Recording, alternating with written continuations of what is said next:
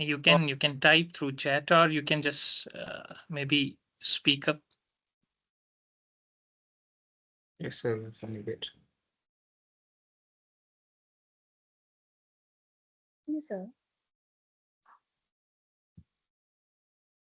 Okay, so the main thing is here what we are going to see is we are going to see the finite element analysis, which is widely used. So if you want to solve any real life problem, so for example, here the example which is shown on the left hand side, you can see that this is animation related to a projectile coming and impacting a concrete wall.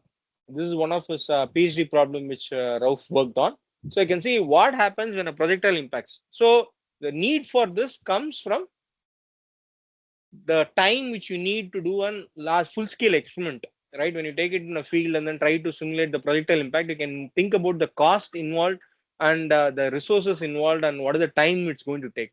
Whereas in finite element analysis, it can give you a quick overview of what are the possibilities, what can happen when a projectile impacts, what is the extent of damage. So you can see that is the main idea of doing this finite element analysis. But most of the times what happens is even some of you who are using this ABAQUS software might not know what is actually happening in this when you use the software. You just try to use this as some tool, you click some buttons and then try to proceed in a systematic way and then try to see the results. That is good depending upon what is the nature of your work. But it's always better to understand what is happening. For example, if you want to debug some error is coming up, so you want to understand why this error is coming up. So those are things for which you need to know the basics of it so that you can quickly debug and then understand whether the result which is giving is right or wrong, right? The other thing is most of the finite element softwares, when you try to create a model, you can relate that it cannot exactly replicate what is happening in the field, right? For example, if you are from a civil engineering background or mechanical engineering background, we talk about simply supported beam, we talk about fixed beam and things like that. But in real life scenario, we cannot exactly simulate it. Whatever you are doing in a numerical model is just an idealization which can tell you whether the structure is going to be safe or unsafe, or depending upon what is your output, whether it's going to be in terms of stress or whether it is going to be in terms of strain, you can check for safety or not, right? That is what you try to do using this finite element analysis. So one thing which you need to know is finite element is just an approximation. It can never give you the exact solution unless you try to compile with certain kind of rules. So it will try to approach your solution closer to the exact value. Right. So what you're going to learn is we'll start with the ABAQUS workflow interface. You can see in the right hand side, this is how a typical interface is going to look. I hope all of you have installed ABAQUS because ABAQUS student version is already there. If you are not able to get the institute license, things like that, you can download a student version, which will have restriction on the number of nodes and element which you're going to use.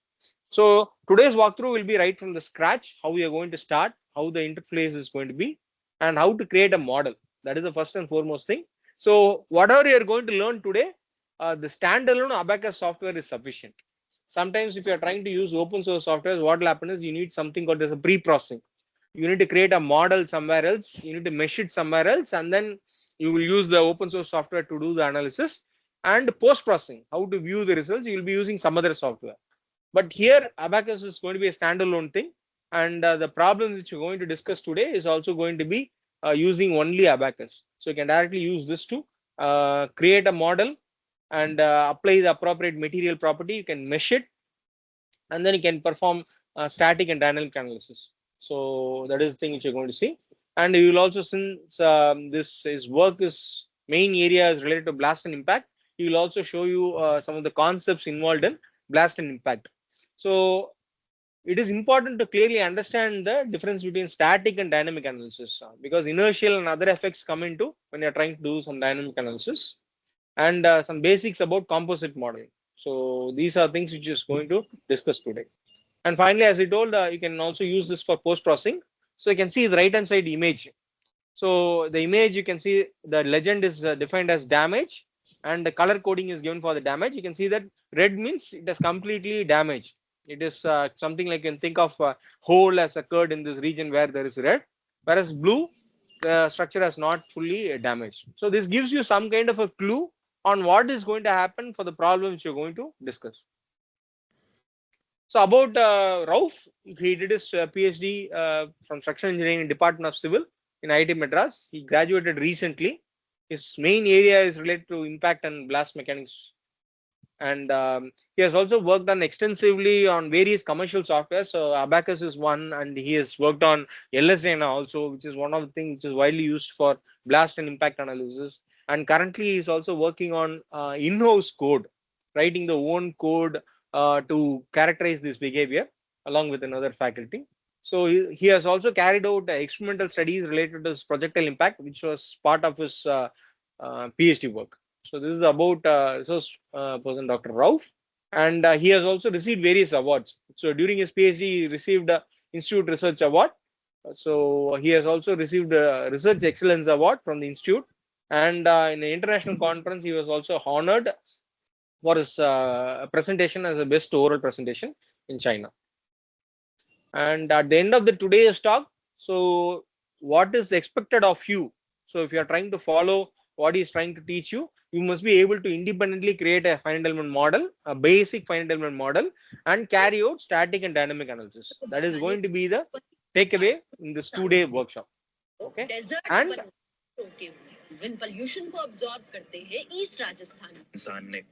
can you mute? I think one of you. Yeah. Okay. So an improved understanding of, so students or others who already know about this ABAQUS, main thing here is to understand. So the reason why it is important is most of the times we oversee the interaction conditions, boundary conditions. We don't pay much attention to it. Why this is important is, think about you're trying to solve a domain which is of a circular nature, cylinder, and then let us say you are interested in trying to solve a thick wall pressure vessel problem. So in those cases, you need not create the entire three-dimensional model. So you can use something called as an axisymmetric, which can reduce the computation time significantly. Just because you are having this finite element tool, we cannot always go with a three-dimensional model and then try to solve it. So first thing which you need to sit and understand is what problem you are trying to solve and what is the approximation you can make. Then you need to choose appropriate models in finite element, whatever software you're going to use, and then proceed with it. So that is where the improved understanding will help you in adopting what type of strategy you want to choose. Okay. And finally, you cannot rely on the results, whatever it is giving out, right? You need to understand what the result means or what is the physical significance of it, whether it makes any sense or not. Sometimes just because the plots are colorful and then gives you some value doesn't mean that it has run correctly. It might be due to incorrect boundary condition, it might be due to incorrect interactions or material property. So you need to understand the results so that you can go back and then try to make some corrections if at all necessary. Okay, that is what is going to be the expected takeaway at the end of this 2-day workshop. I think I hope all of you will have a fruitful discussion today. I suggest all of you to have an hands-on experience. Just don't think that this as like a class lecture where you can sit and you can just listen to what he's saying, because obviously you know that learning of software doesn't work that way. Unless you have an hands-on experience, you will not know what are the intricacies into it. Right from giving material parameter values you will be seeing today. Even if you make a small change in the number, it is going to significantly affect your results, or sometimes it might not even run. So your simulation might not even start. So there are a lot of issues which goes into it. So for that, I hope all of you are ready with ABAQUS software which is already installed, so that when he is giving the demo and then during hands-on session, you can keep working on it and then get back to him, and then you can get the help of it. Okay. So that's it from my side. I want all of you to acknowledge Rauf, because he is doing out of his passion to teach all of you, so that you can, all of you, if you are new to it or if you are already working at it, is going to helpful in understanding what is happening behind it. Okay. So all the best for all of you. Rauf, I hope you will have 2 days packed session, and then I hope most of you will ask a lot of doubts also, because that is where this thing is going to become fruitful. So if you give proper response and then interaction is good, I hope there will be many more workshops which will be coming up in the future also. If needed, we can think of a physical workshop also in IIT Madras. We'll think of. It depends upon how your participation is. I hope all of you participate well and then have a fruitful discussion. Okay. Do you have any questions?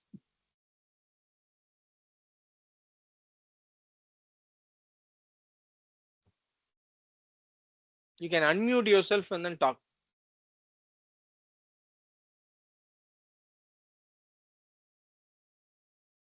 No, sir. Okay. Okay then. So Rauf, you can start. Okay. Yeah, Yeah. thank you so much, Professor. I think they say well begun is half done. We have begun, and you have given a thorough overview of the workshop, and thank you for introducing me. I'll Yeah. take Sure. this forward from here. Thank you so much, Okay, sir. Rauf. All the best. We'll see then. Yeah. Okay. Yeah. Thank you everyone for joining. As the professor introduced me, I'm Dr. Rauf. I'm currently working as a postdoctoral researcher in the Department of Aerospace Engineering, IIT Madras. So again, thank you for taking your time.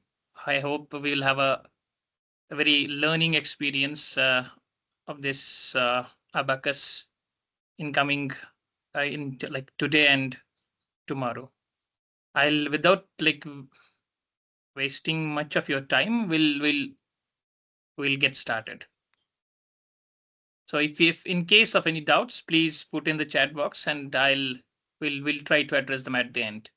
And if I'm not audible, please unmute yourself and let me know. I hope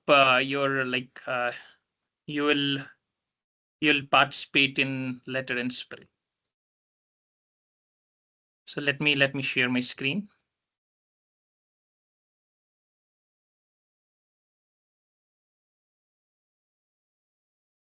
Yeah. So I hope my screen is visible. Is it? Yes, sir. Yeah. So before going into the interface and all, let me just show you the Abacus interface first of all. This is how the Abacus interface looks like. You must have already installed it, or you must already have used Abacus, few of you. This workshop is predominantly for the beginners who are uh, but just got hands-on on this software. So who want to use this software for maybe for a project in your bachelor's or even for your master's, or if you're doing research, if you're a PhD scholar and you're using this uh, you're going to use this software or using this, you might have some idea about the graphical user interface. It looks like this.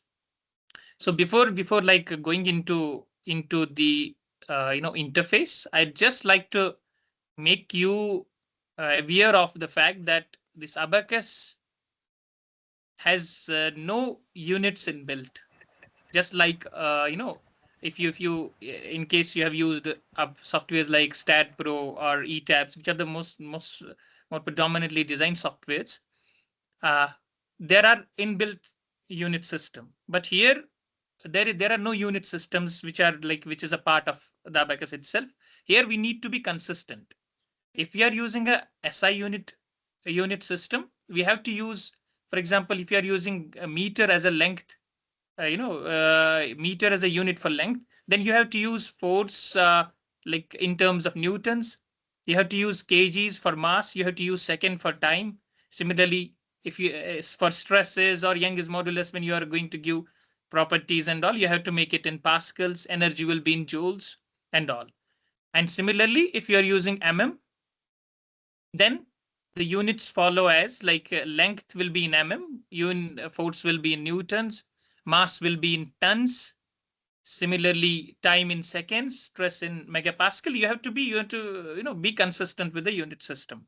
And for our this case, in these 2 days, we are going to stick to Newton, meter system, SI unit system, but we will be using as a unit for length, and Newton for force.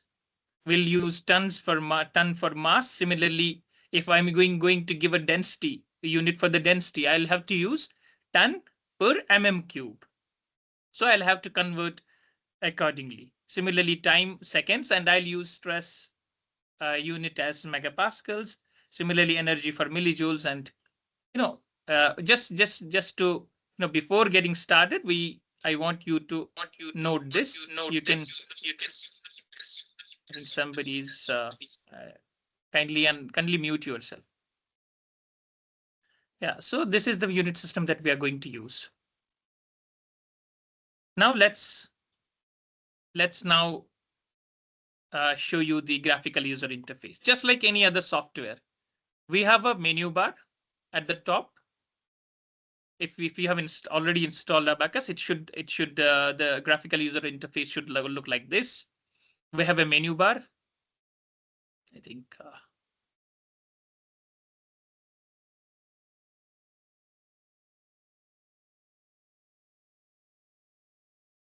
yeah, we have a menu bar. Then we have a toolbar. In the menu bar, if you see, when we can create a new model using new model database, we can open already some. If you have already modeled something and you have saved the file, you can use open for that. Similarly, you can save your currently, if you're working on a current model, you can save that in and save as using different formats. You can import a model. Sometimes what happens is, as the professor suggested, and he has already told you, we have a pre-processing preprocessor or a pre-processing software where we model everything in a different software, like let's say a SolidWorks. And then we have to save file in different formats in SolidWorks.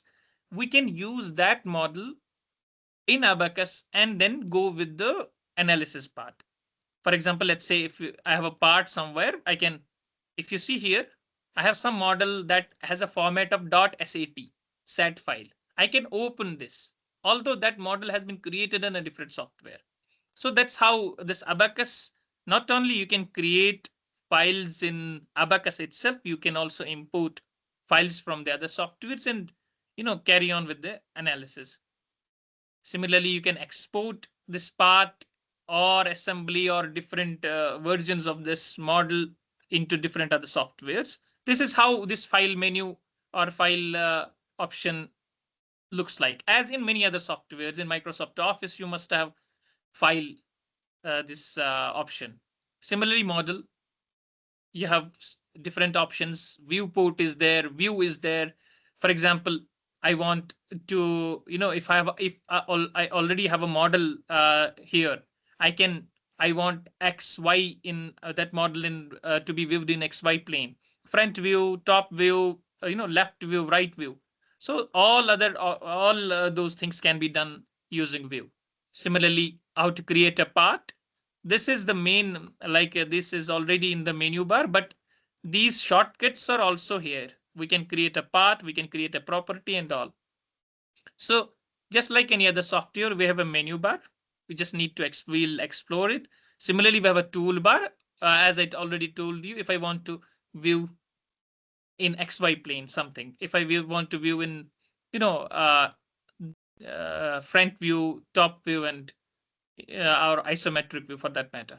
So this is how it looks like. So we will definitely as we go on, we will explore all these options because we will need them for for our modeling purpose or for our when we try to view results and all. So if in case of any kind of doubt, or if you want me to go slow, let me know. So when you just open your ABAQUS, the interface looks like this, and you have something called module here. If my cursor is visible, right, in the module we have these options. If you see, part, property, assembly, step, interaction, load, mesh, optimization. Then we have a job, visualization, sketch. These are the options. So this makes using ABAQUS very easy. When you think of analyzing, let's say, a beam in ABAQUS, so you don't have to do anything. You don't have to worry about, okay, how do I start and how do I proceed. You just look at this module. It says part. That means you have to create a part first. let's say it's a beam. So you have to create a beam in this part. Now what next? Just like in any other software, you need to define properties for that part, right? So you need to define properties, section properties, all will be handled by this property option of this module. Then assembly. Assembly means if let's say you had a multiple parts and you had to assemble them. So you have to assemble all those parts in assembly option. Then step. Step is nothing but it's kind of what type of analysis you are going to do. Static analysis, dynamic analysis. Are you going to do kind of, let's say, buckling analysis, or for that matter, eigenvalue? If you have an eigenvalue problem, you can solve that as well. But there are different types of options over here. Let's see. You can just explore this. If I want to do a static analysis, you have to go static general. Similarly, if you want to dynamic analysis, there are dynamic explicit, implicit. I don't. This workshop will predominantly be like the purpose of this workshop would be to give an overview of how do we proceed with the modeling strategies, how do we analyze, what are the different types of interactions available, the hand like your graphical user interface and all.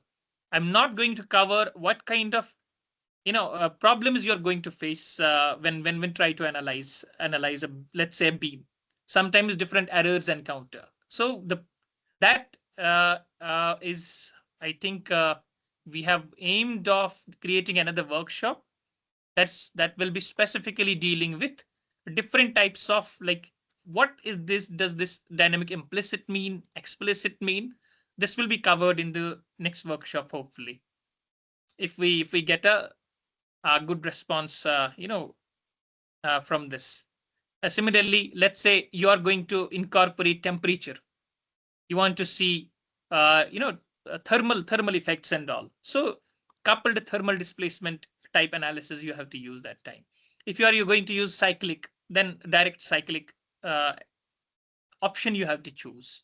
Similarly, for soils, for geostatic, so different types of, for geotechnical engineers, mechanical, aerospace, in from different domains, this ABAQUS is being widely used, and rightly so, because it handles different types of analysis.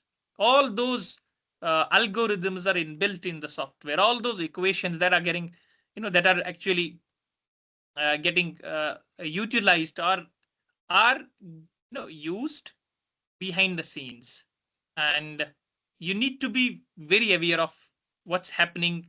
Uh, you know what's happening actually when the ABAQUS tries to solve something. As the professor rightly said, you cannot trust what ABAQUS contours look like, or what results you get from ABAQUS. So you need to understand what's actually happening behind the scenes, or behind this curtain. What are the equations getting solved? Am I using the correct modeling strategy, or am I using the right? For example, if I'm using dynamic analysis, if I'm trying to do a dynamic analysis, but I'm choosing a static general option, so you're not going to get correct results, because this equation is just this, the equation getting used in static is, let's say, f equal to kx, right? So there's a restoring. It's a simple kind of Hooke's law, not Hooke's law, but simple restoring force getting utilized in this. But when you are going with the dynamic explicit or dynamic implicit, so the equation used is the complete equation of dynamic equation of motion, where you have acceleration mx double dot, as you must have already studied, mx double dot, plus there's a damping component, there's a restoring force component and all. So unless you know what exactly you're trying to simulate and what exact option you have to use, you cannot get the correct results. So next was, after like modeling, after giving all the properties and all, and assembling all your components, defining what type of analysis you are going to do, you have to define interaction. Let's say you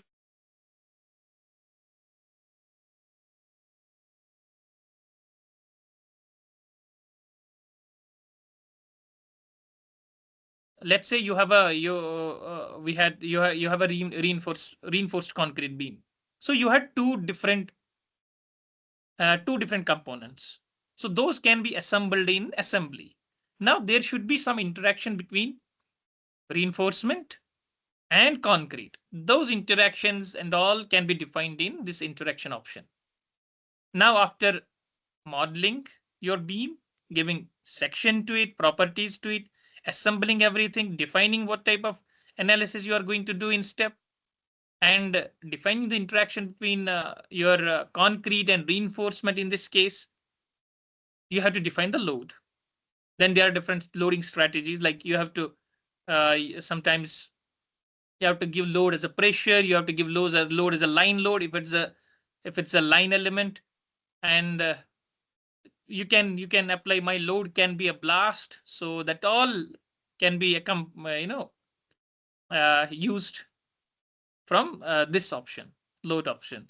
Then the crux of finite element is the mesh part.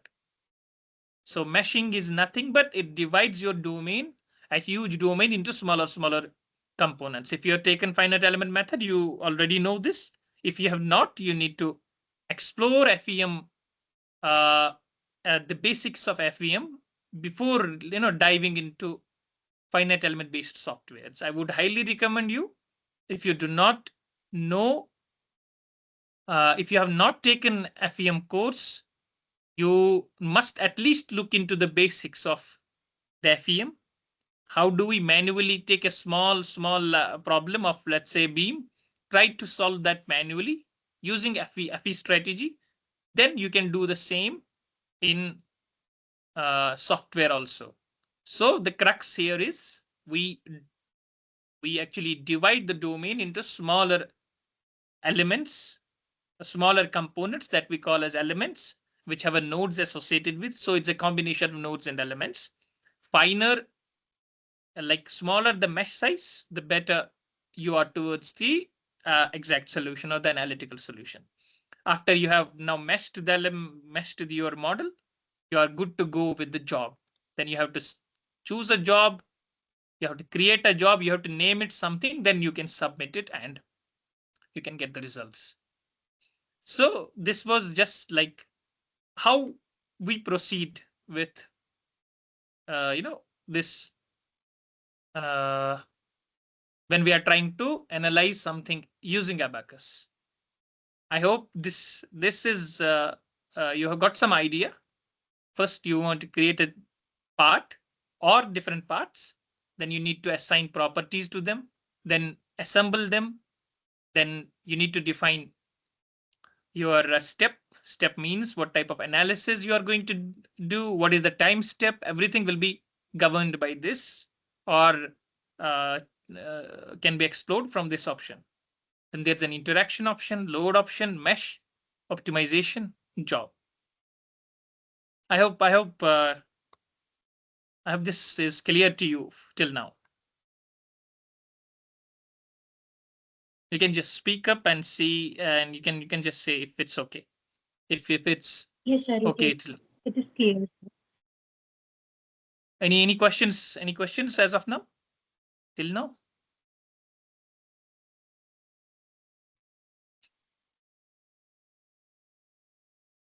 You can ask questions.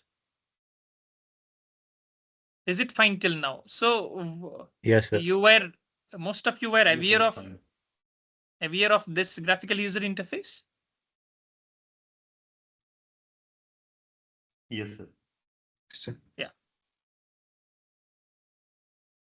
Any questions? Please put in the chat box. That's if you must have seen here on my screen, there's a chat option. You can just type your whatever you want. If it's accessible to you, yeah, it should. You can just put in the chat if you want to ask anything. So now so I've given you an overview. We need to create a part, property, assembly, and that's how we can proceed. So what we'll do is, just to explore all other options, we will create a model now. we'll create a beam. Then what we'll do is we'll try to model it completely. We'll try to analyze that beam as well. And that way we can not only analyze a beam, we'll also compare the solutions with the analytical solution just to confirm the reliability or the accuracy of our results. Just that kind of gives you confidence when you have your results matching with your experiments or your analytical or any other standards. So this way we can not only analyze beam, we can also explore other options. That was the our session 1, just to give you an overview of this graphical user interface. And if you see, this is the schedule. We have an ABAQUS workflow and interface. Then we'll club this with the geometry, material modeling, meshing, and this using a beam example. So we'll start with the beam. So I will start with a full-fledged 3D beam. We'll model that. We'll analyze that. Then I will show you another way of modeling a beam when you have a computational, restraints or constraint. You do not want to, spend much time on the analysis. There are other modeling strategies. Same beam can be analyzed as a single one-dimensional problem. That will be the part 2. First, let's say I'll show you here. What I'll do is let's take this. This is already, I had already done this somewhere, so we'll stick to this. Let's model this beam. It's a cantilever beam which has a 5-meter span, and we have a loading of UDL loading of 5 kilonewton per meter, and the cross section is 400 mm is the depth and 300 mm is the width. And this beam is made of steel, so it's two. Can you tell me what is the modulus of elasticity of steel? Anyone?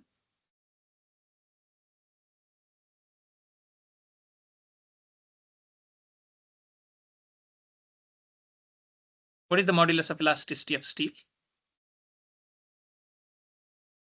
10 to the power 5. Okay, what are the units?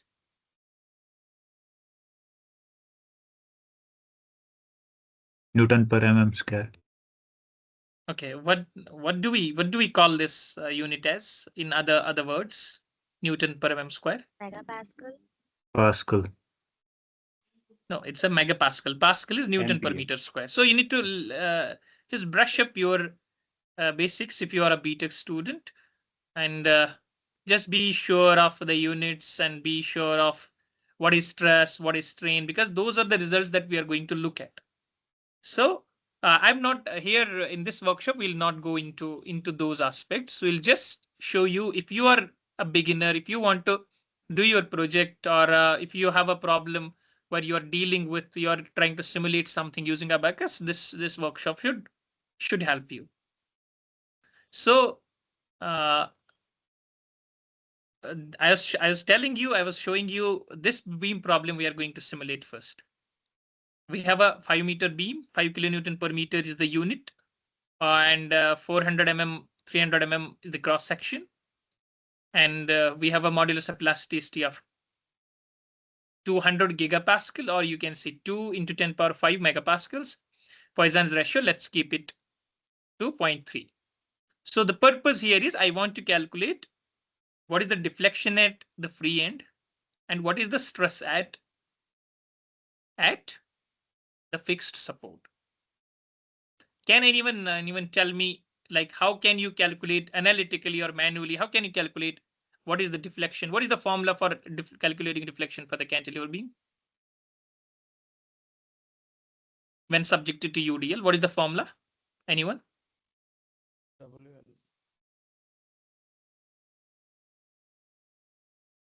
It's open. It's we are learning. Every one of us, We'll be learning from each other. WL power 4 by 8 EA.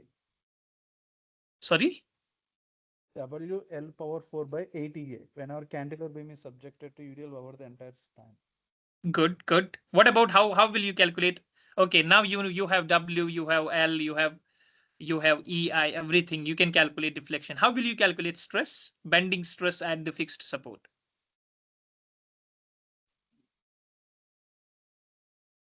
We are having the flexure equation M by I is equal to F by Y. So Good, from that equation, we can find the moment, the maximum bending moment. We know the good, moment of good, inertia. good. So based on that, we can calculate the just like F is equal to. Wonderful. Yeah, yeah. Thank you. So we have a equation. If you see WL power by 8 EI, since I'm using Newton and mm. 5 kilonewton per meter is equal to 5 Newton per mm because it's getting cancelled 1,000. So 5 into 5,000 power 4 by 8. My I is 1.6 into 10 power 9 mm power 4. So my deflection, maximum deflection comes out to be 1.22 mm. And when I am trying to calculate stress at A means the fixed bending stress. It is M. M is nothing but WL square by 2 will be the maximum moment at this end. So WL square 2 is the moment multiplied by Y. Y is nothing but, as you already know, it is the half of the depth. It is the depth of the neutral axis. Actually, from the neutral axis to where I'm calculating the stresses, it's half of this. In this case, then ultimately divided by I. So I'm getting some 7.8125 megapascals. So just note, if you can calculate by yourself also, or just make a note of it. Make a note. What is the deflection value we are getting? Or you can cross check or reconfirm. Let's make it like engaging, and that way will be, I'll also try to convey as much as I can to you.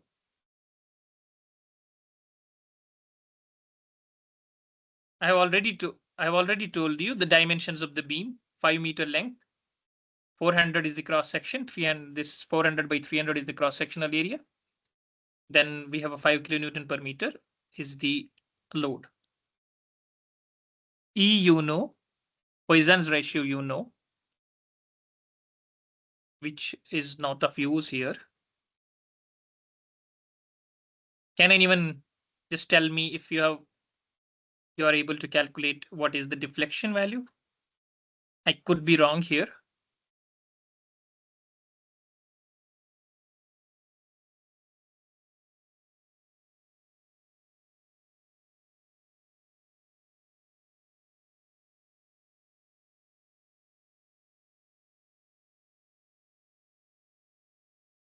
Next workshop, as the professor suggested, will be more on like the the essence of, or the significance of your the results, or the interpretation, how you are going to interpret results, what's happening behind this, within this black box, this software, and what are the different types of analysis: dynamic, explicit. What do we mean by explicit, implicit?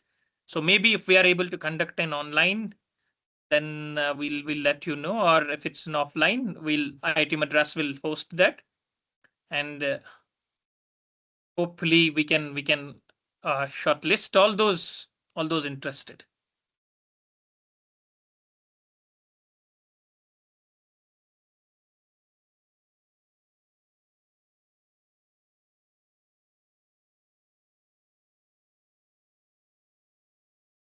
Anyone is able to calculate? Sir, both the deflection and stress are correct. Okay, so you mean the deflection is 1.22 millimeters and stress is 7.8125. Okay. Yes, yes. So now see, now we'll try to model it and analyze it, and this way you should feel very confident if you get a very approximate or a very very close, or accurate result. So what is the first step? Where should I start with? What is the first step? You should respond. We have to create the part. Part. Create a part. So I will go to this part option. Click on this part. Let's name it something. Let's name it a beam. Beam. So let's keep it as it is, deformable. That's what, just if I want to, tell you what is discrete, rigid, analytical, Eulerian, solid, shell, why, when. So this definitely will be covered in the next workshop, where you should have a complete grasp of the software that you are using. For now, we are using a deformable means. It's not a rigid one. Deformable, solid, we'll continue. So we will land in some kind of a canvas, drawing canvas here, where these options have changed now. So as you can see, it's like these are something like we need to draw things. So how do I do it? And how easy it is. The way I show you, like if you have to create a cross section, you don't have to go with line by line, for example, clicking here, then typing the dimension here at the bottom of this. No, just go to the rectangle, draw a random rectangle. I don't know the dimensions. Now we will dimension this rectangle. I want to dimension it. I will go with this dimension first. It is 27.5, but since I'm using millimeter unit, what should I type? 400. 400 is my depth. Now, what is the dimension for this width? 300. Done. So if you see, I have drawn 300 mm, 400 mm. Please be aware, make sure that just to be sure, we should be using millimeter units, Newton for force. I already conveyed this to you. Newton for force, tons for mass, second for time, and stress as MPa, megapascals. Now 400, 300 is done. Now I'll click on escape on your keyboard. It says done. Am I done? There's a see here, dialog box opening up. It says what is the depth? What is the depth?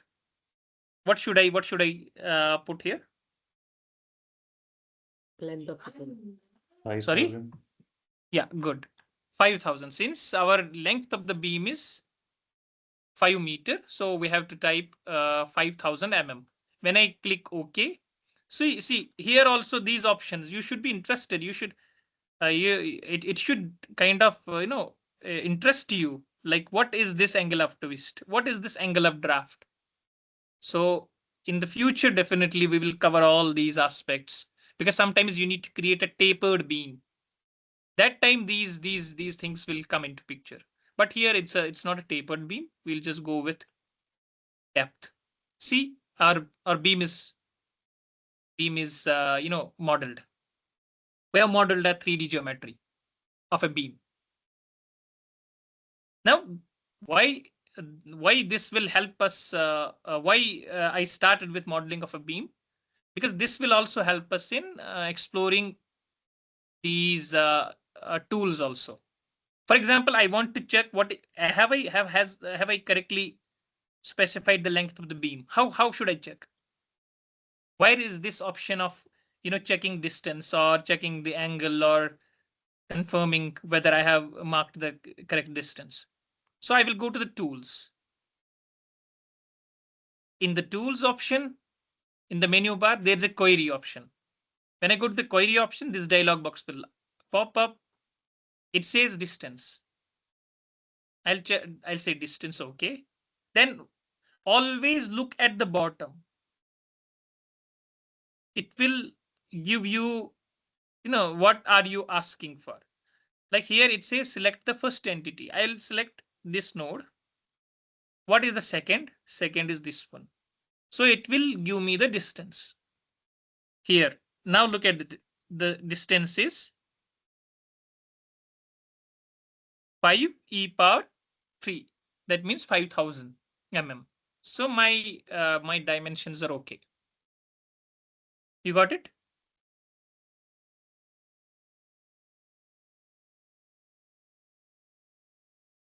You got to know where this dimension thing come from. If I want to know the Yes, sir. dimension, go to the tools, go to the query, go to the distance. Now I want to check this depth. I will click on this node, then I'll click on this second node, and the distance will appear here. Distance is equal to 400. It does not have a units, but we know we are using mm millimeter. So it is a 400. It is 400 millimeter. I hope this clears. Like this is clear to you. Is it? Yes, it's clear. Now we have created a part. What is the next step? Assign the property. Yeah, good. Before going to the properties, I'll tell you. Suppose I want to view the front view of this beam. So here is the option of XY. It's XY is a like side view. Then it is the back view, or we can say left view, right view. This is the front view. This is the back view. This is maybe the top. No, this is actually the front view. This is the back view. And these are the top view. This is the bottom view. Top view, bottom view, front view, back view. So why I am telling you this is sometimes these options will not be here. Sometimes in your, for example, somebody has deleted, or sometimes you have clicked on this X and these are not there. Where should you go? Where will you take it from? Because when we are analyzing a big system, or a big structural, or a big structure where we have different elements, you want to view in a different directions. That way, these tools will help. But these tools are not there. So where should you go? You go to the view. Bottom left corner. Bottom left corner. Where is it? No, because those view options are not there. So I want them back. So I will go to the view. I will go to toolbars. I'll go views, because views is now here unchecked. Now I'll check it again. Those will appear here. Now place them again wherever you want. You got it?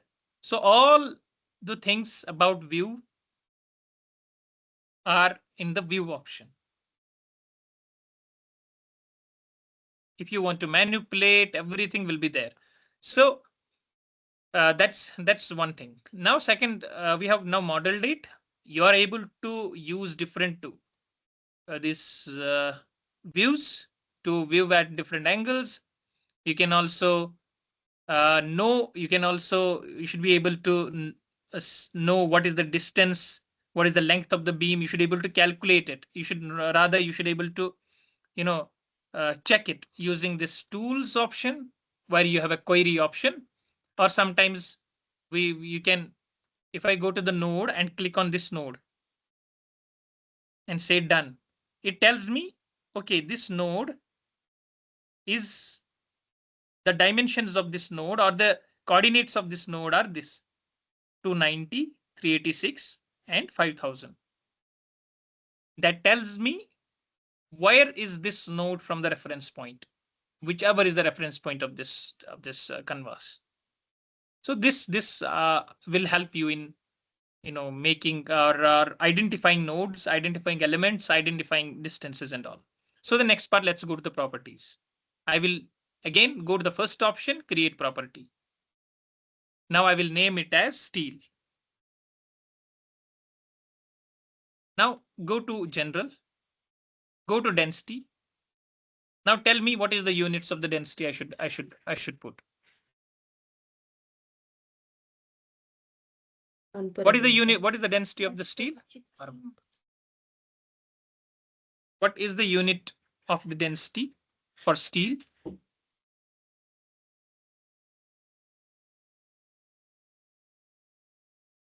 Anyone? Unit of density. kg per mm cube. Sorry. No, not let's leave this as of now here. I'm saying what is the density of the steel, first of all. What is the density of steel in any unit system? 7850 kg per meter. Okay, let's assume it as 7850 kg per meter cube. So what should I put here? Because I told you, I'm using unit system Newton. So I need to put tons per cube. So what should I, like, to that 7850, I should multiply it with something. E power minus something. So always remember it's e power minus 12. I just, because when you use it repeatedly, you should not every time convert your unit system. You should know. For example, if it is concrete, if it, for example, it has a unit of 2400 kg per meter cube, you should type 2400 e power minus 12. Similarly, if it is soil, let's say it has a unit of 1800 kg per meter cube, you should type 1800 e power minus 12. You can also convert it by yourself. You can check. So what next? First, go to the density. See, density, even if the density is not getting used in the analysis, in a static general analysis, density does not have a role to play, but you still have to give it. Otherwise, this job or this analysis will not run. So next thing is mechanical. Since we are doing elastic analysis, it's an elastic beam. We'll go to the elastic. What should I type here? Young's modulus for steel.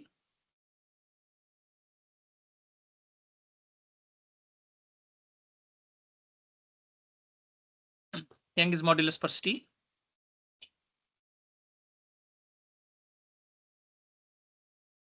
2 into 10 power 6.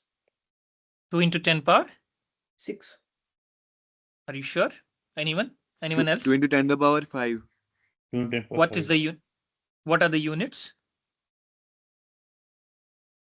It's MQ. Newton per mm square. Newton per mm square. Yeah. So we will say 2, 1, 2, 3, 4, 5. 5 zeros, right?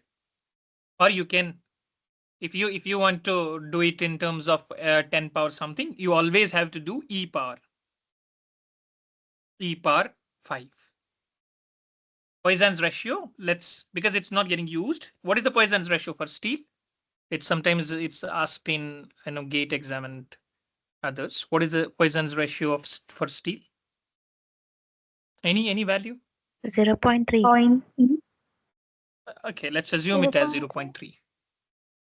Okay, concrete has a higher value of Poisson's ratio than steel, or is it higher or lower? Lower. Lower. Okay, fine. So anyone of you here who is a master's student? Anyone? Yes, sir. Okay, master's in Transportation engineering, pavement materials I'm working. where? IIT Tirupati. Okay, thank you for joining. So any Yes, sir. PhD scholar? Yes, sir. Yes, Okay, thank Yes, you. sir. So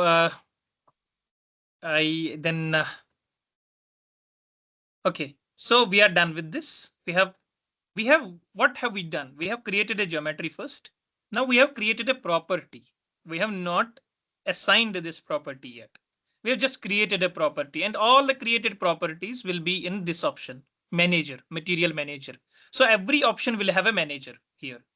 Let's say part, we have a part manager where we have already created one part. Similarly, assembly.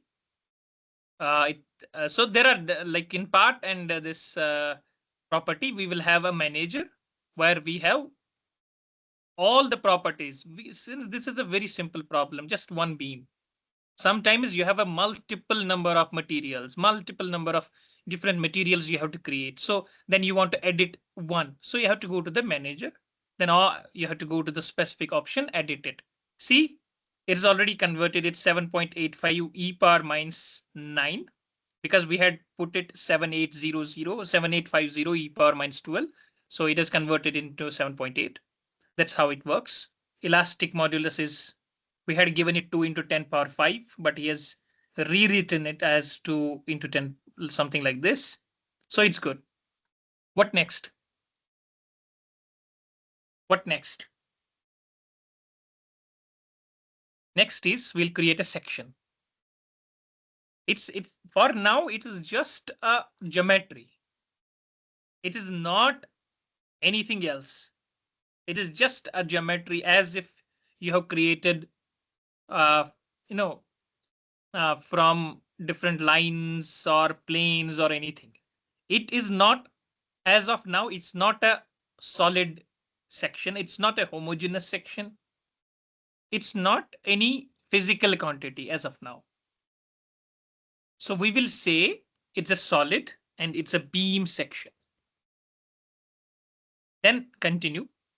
Okay, this dialog box will appear. It says, okay, you have created a section, but this section, this solid that you are going to create, this homogeneous material that you are going to create, has it any material associated with it? I'll say yes. Please make this steel material the material for this section. If there were multiple materials, I can choose out of those materials which of the materials will be assigned to this section. Now I have just created this material.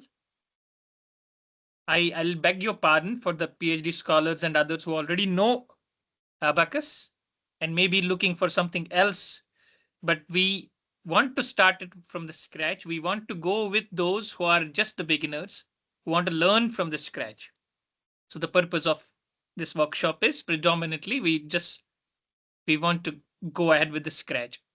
And if you really know, if you are well versed with like how it starts and all, then we can build upon that, and you can do some advanced analysis. But you need to definitely know the basics of ABAQUS initially. So after this property, I need to assign this. So this is the assign option. It says assign section. Look at the bottom line. It says select the region. I'll uncheck this. This will create an unnecessary set. Always uncheck this unless you want that section to be created. So it says select the region. I will select this region. Done. Okay. It says which section you want to assign to this beam section, because only one section I have created. So there is no other option. What is the type? It is a solid homogeneous. What is the material? It has a steel material associated with it. I'll say okay, okay. The moment it turns green, that means the section has been assigned. If it's not green, then section has not been assigned. Or if it is any other color other than beam, that means multiple sections have been assigned. That means multiple materials have been assigned. So this will give an error. For example, I'll create another section for you. I'll then delete it. Section 2. Okay. Now I will assign section 2 to this. See, you should always have a green color. It has turned into a different color, which is neither, because it cannot be no section. It is already, it is a section. When there's a color, it's a section. But it is a different color than green. That means I have made a mistake. Always think like this. When you have a different color, that means you have made a mistake. And that mistake is you have a two sections associated to the same thing. So what I should do is I should uncheck this, or I should delete it. It will automatically turn green. And this section I'll delete, section 2. When you want to delete, where should you go? Always to the manager, section manager, delete. Delete. Okay, what next? What next? Now beam is created, section is assigned, material is assigned. What next?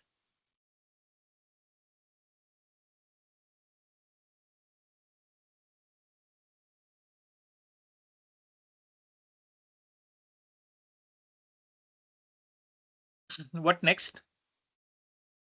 Support conditions. So always go with, I told you in the beginning, always We have to follow go this with sequence. Always follow. This is very easy. Yes.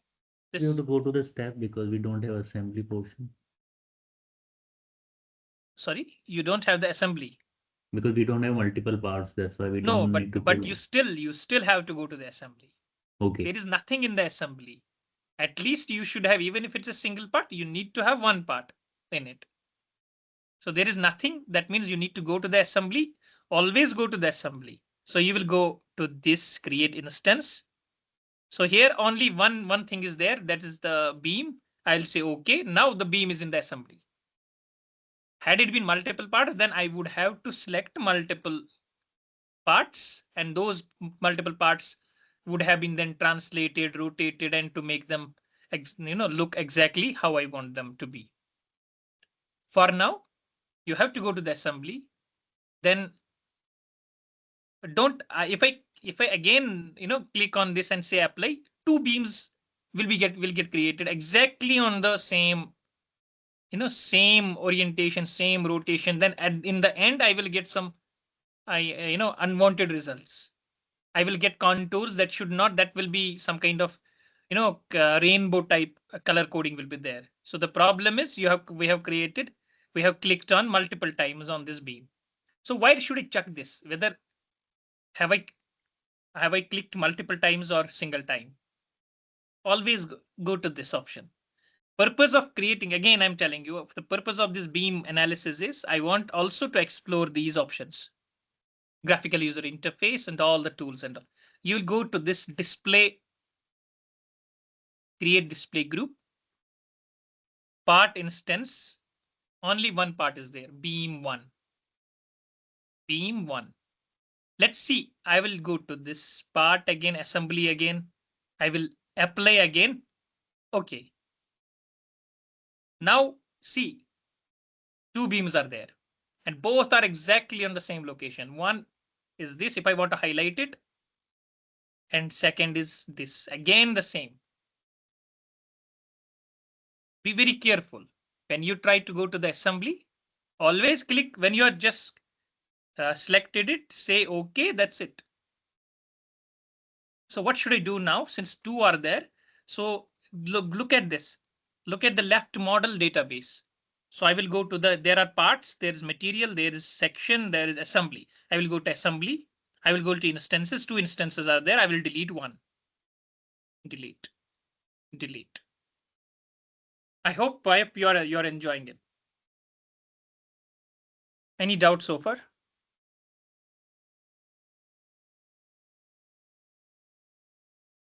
You want me to repeat anything?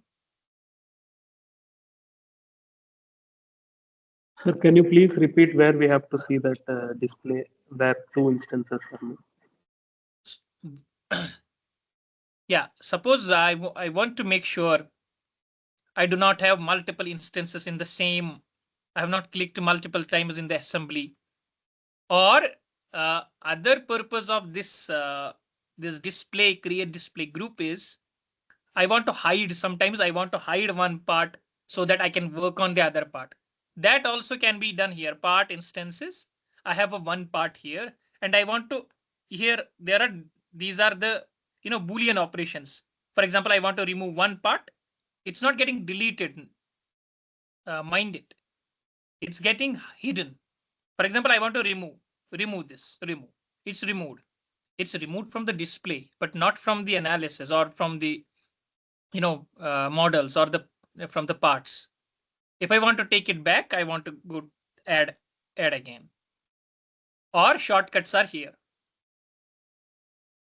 Replace selected. For example, I want to replace selected. I want instances. I want to click on this instance. I say replace selected means this will get replaced by all those that are not like selected, or whichever are hidden. For example, I had two things. I have already hidden something. So when I click on replace selected, because there are no other parts, so this is not working. So this is how displaying or hiding or making sure how many instances are there. It is to be done using this display option group. Create display group. This will help you a lot. This display group. For example, surfaces. Sometimes you have created surfaces. All those surfaces will be here. And for you want to remove few surfaces and work on other surfaces, this will help. I hope this is clear to you. Is it? Hope this helps. Are you there? Yes, sir. Yes, sir. Yes, sir. Yeah, kindly respond. So now after this assembly, we have done a part. See, part has no color. I already told you. Part has itself no color. Once you have assigned the property, its color changes to blue. Suppose I want to, if I suppress this section. See, color is white. Now I am assigning section because that was already assigned. The color is. These are very minute things. This at the end of the analysis, when it's a big problem, you are analyzed. There will be some error, and you will never ever, you will not be able to find out where exactly I have made a mistake.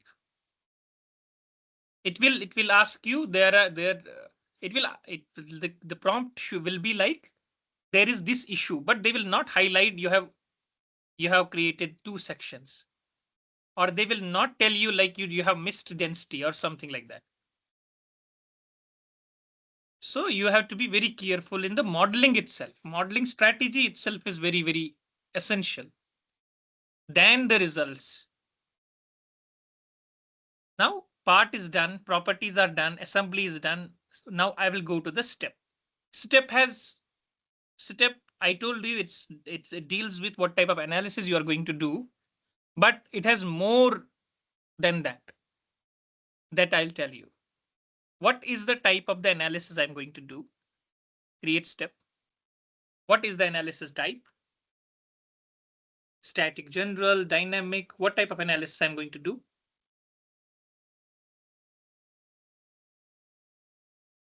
Static general. Good. So we'll go with static general. Continue. This is again, this needs your attention and this needs a lot more time. This incrementation. What is this time incrementation and all? That definitely will be covered in the next workshop. The time period one means 1 second, because we are using unit of seconds. One means this simulation will run for 1 second. That's what the time period means. Now, it does not make sense, 1 second, 2 second, 3 seconds, or anything. I can keep it 0.1, I can keep it 10 here because it's a static analysis. It's not going to, affect your results. That means this analysis will run for 1 second. I will keep it 1 as it is. This NLGO means nonlinear geometry. Since we are not doing any nonlinear analysis and all, we'll keep it as it is. Again, this also will be taught in the next workshop. What is this incrementation? Incrementation means the software will analyze it not from like 0 second to 1 second. It will not jump from 0 to 1. It will start analyzing it at different intervals. For example, at 0, then 0.01, then 0.02. At 0.01 interval, it will take the load at 0.01, then give the result. Then it will give me the load at 0.02 and calculate stresses, strains, and all. And ultimately it will reach to 1, where we have a complete load, whatever load we are giving it. So final result will be at this, at 1 second. In this case, there are more to it, we'll discuss in. And so this, we'll keep it as it is for now. We're not going to, change a lot in this. Let's say maximum increments take 1000, or initially let's take 0.01. I want it to analyze, because it's a very simple problem, it doesn't make sense. Initially take it 0.01. Minimum you can go up to 0.0005. For example, if it's a nonlinear problem, it has this time increment will keep reducing till it achieves, the accurate results and all. Maximum will be 1. Okay. Now step is also created, but in this step itself,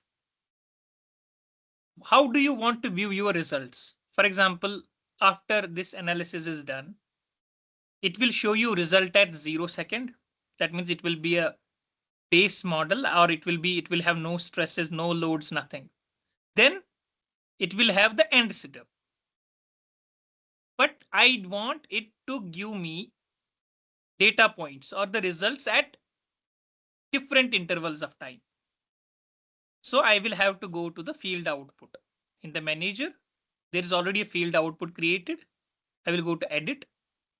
What type of results you want and how do you want it? See, it is saying how many data points you want.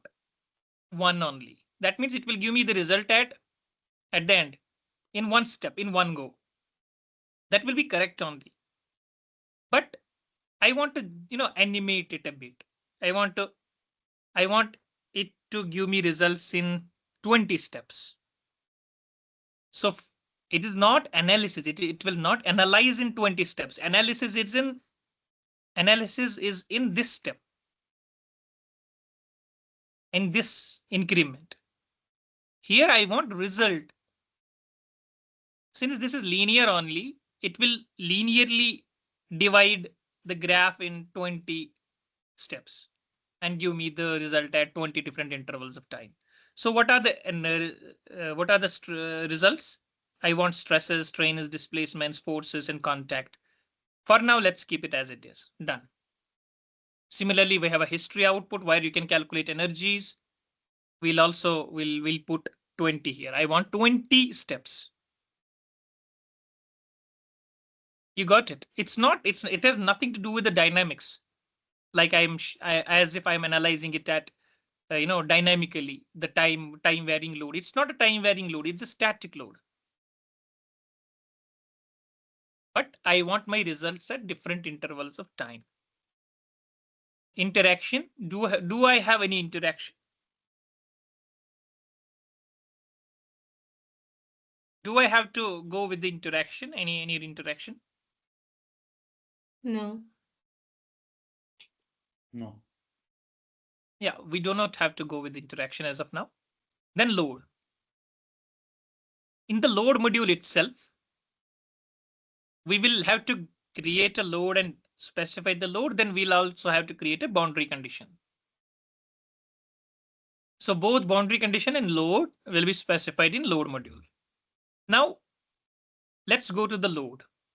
How should I apply load? In analytically, it was a line. In this problem, it's just same. It's a one-dimensional beam which has a load of 5 kilonewton per meter. How should I apply this load? Because this is a 3-dimensional beam.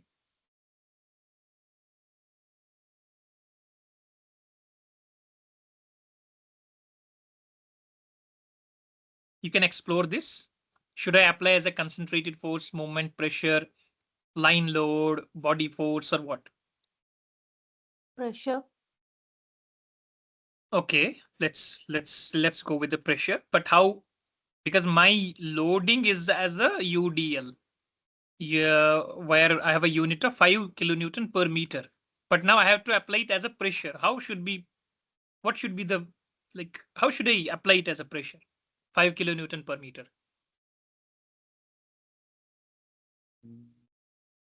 We can apply as the line load at the center of the beam. Then what is the problem here is I'll have to create a line. I'll have to partition it. There will be a line, but there is other way. Like it will not work in this case. Line load will work only in one-dimensional thing, but this is a three-dimensional.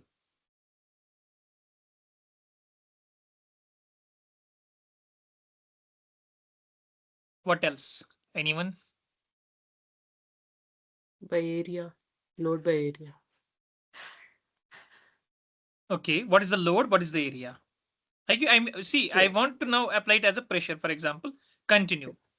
It says which surface you want your load on. I want it on the top surface. Right. Done. Now it's asking me what is the magnitude of the load. What should I give? Yeah.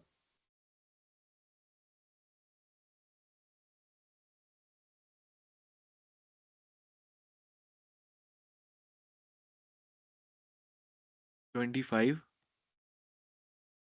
25. How?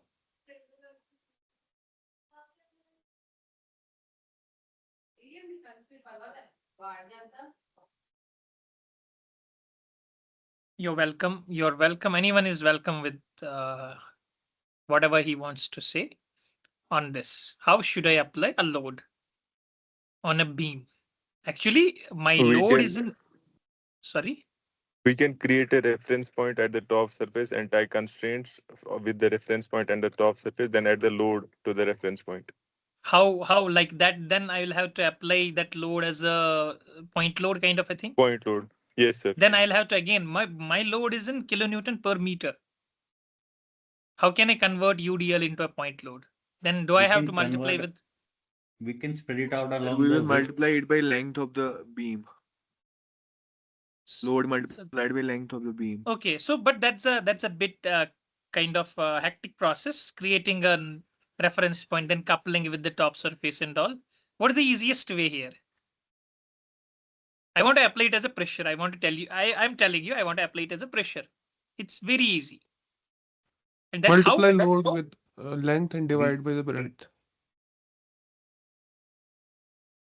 multiply load with Length of the beam and divide by the breadth so that it acts as a uniform load per unit length. I think, do we need to multiply with length? Divided by the width of We the have to beam. divide by the width. That's it. We have to divide it the width and it will convert it into an equivalent like. So 5 kilonewton per meter or 5 Newton per mm. If I divide that with 300, that is the width of the beam. It's 0.016. That is actually the pressure. 67. Just check it out. This pressure is equivalent to UDL on the beam, on a beam, one-dimensional beam.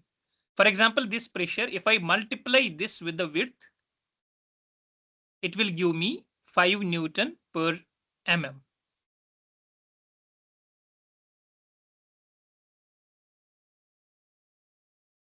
I have started with a complicated one. That's why I want you to understand, because these are the things you are going to use in future.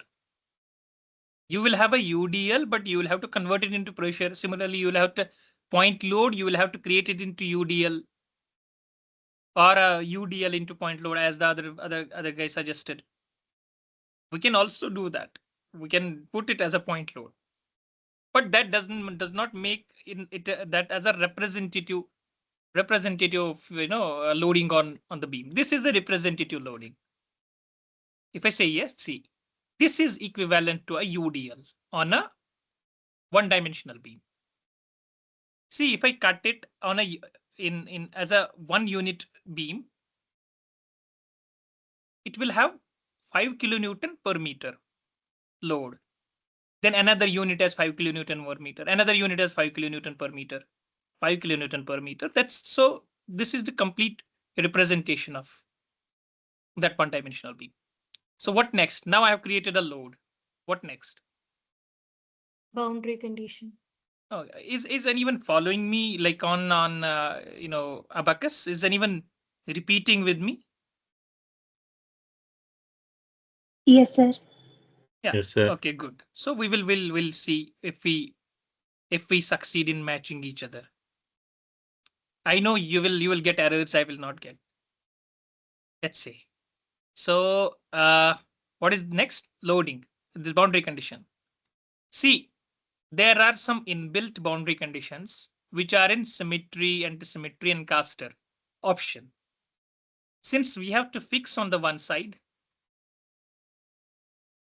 since this fixed condition is already inbuilt in this option, so we will say fixed. We'll say continue. Always look at the bottom. It says select the regions for the boundary condition. We'll select this face. That's again not the ideal one.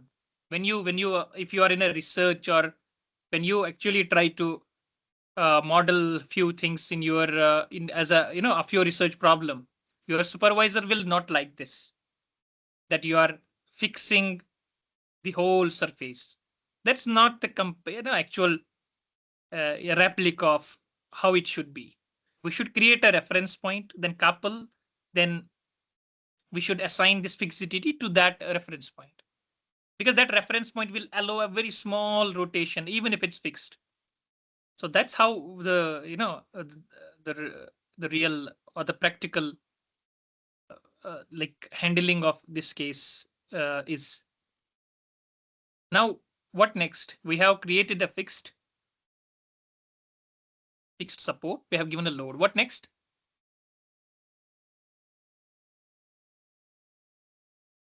What next?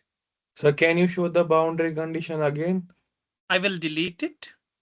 I will go to the manager. I already told you, whatever you want to, if you want to manipulate whatever you have done, go to the manager, delete it. Oh, I have deleted the load. So I'll go again. I'll say load. I'll say pressure. I'll say this surface, done. 0.0167. Pressure is done. I will go to the boundary condition and I'll delete this boundary condition. So go to the boundary condition here, create boundary condition option. Go to, it's already, this option is there. I will just name it as fixed. Continue. It says select the regions.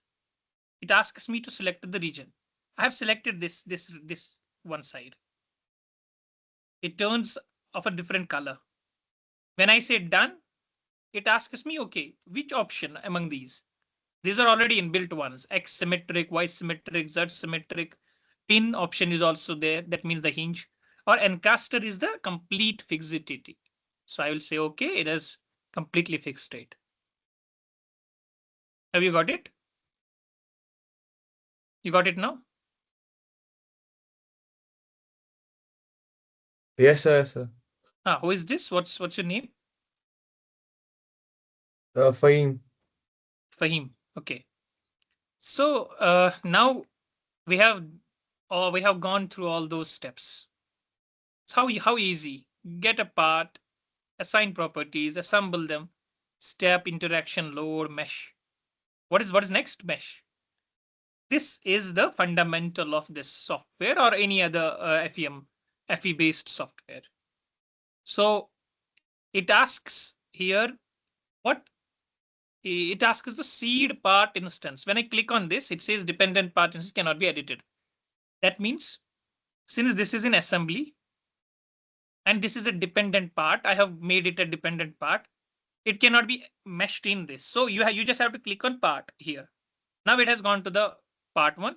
I again go to the seed part. It says what is the size? What is the mesh size? Finer you keep, better results are. But finer it goes, the more time it will take to analyze it.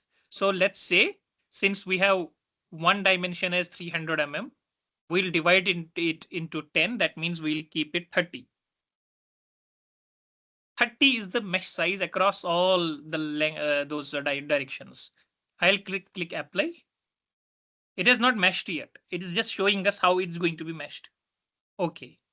Now go to the second option. Mesh part. I'll say mesh part. Okay to mesh the part. It's asking okay to mesh the part. Yes. See, it has meshed it. Should I delete this and do it again?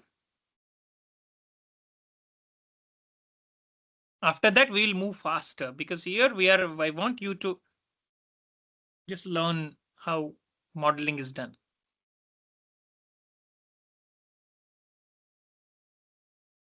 Do you want me to remesh? Yes, sir.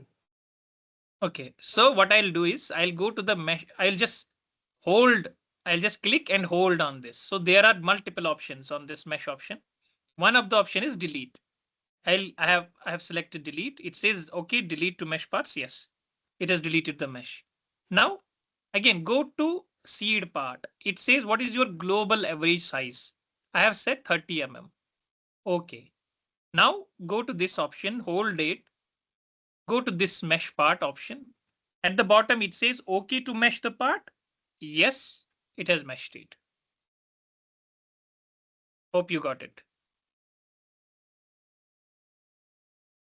Yes, sir. Now, what next? Create job. Huh? You have to create the job. Yeah, so we are done. We are done with the modeling part. Where modeling itself, it's not only creating geometry. Modeling is creating geometry, assigning interactions, assigning properties, assembling everything, meshing. That's the modeling part is done. Now we have to analyze this beam. We will go to the job. We'll click on create job. We'll name as beam 1 WS workshop. Let's say. Continue. Don't do anything here, or you can, if it's a complicated beam or a huge problem, you can increase processors to 4. Now job is created. That will be in the job manager. See, before submitting, let us go with the data check. Whether there is any error, it will show me in the data check.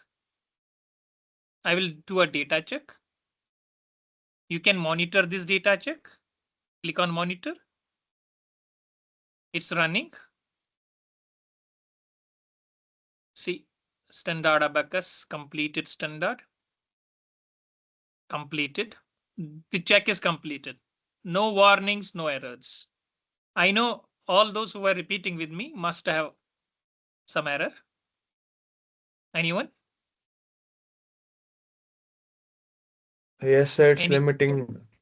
It's not 1,000 nodes only.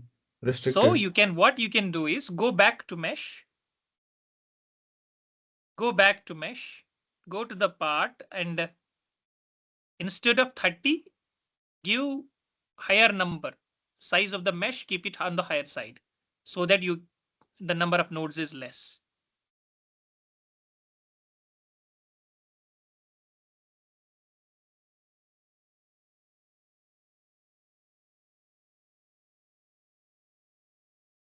See, it is total 25,000 nodes in this case.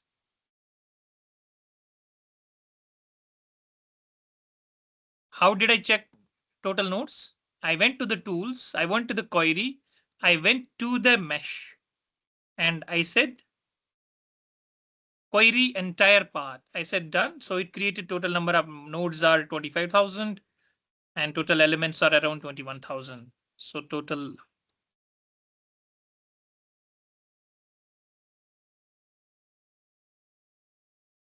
So one of the important parts that I missed here is in the mesh, what type of element is this? That is the whole game of this finite element.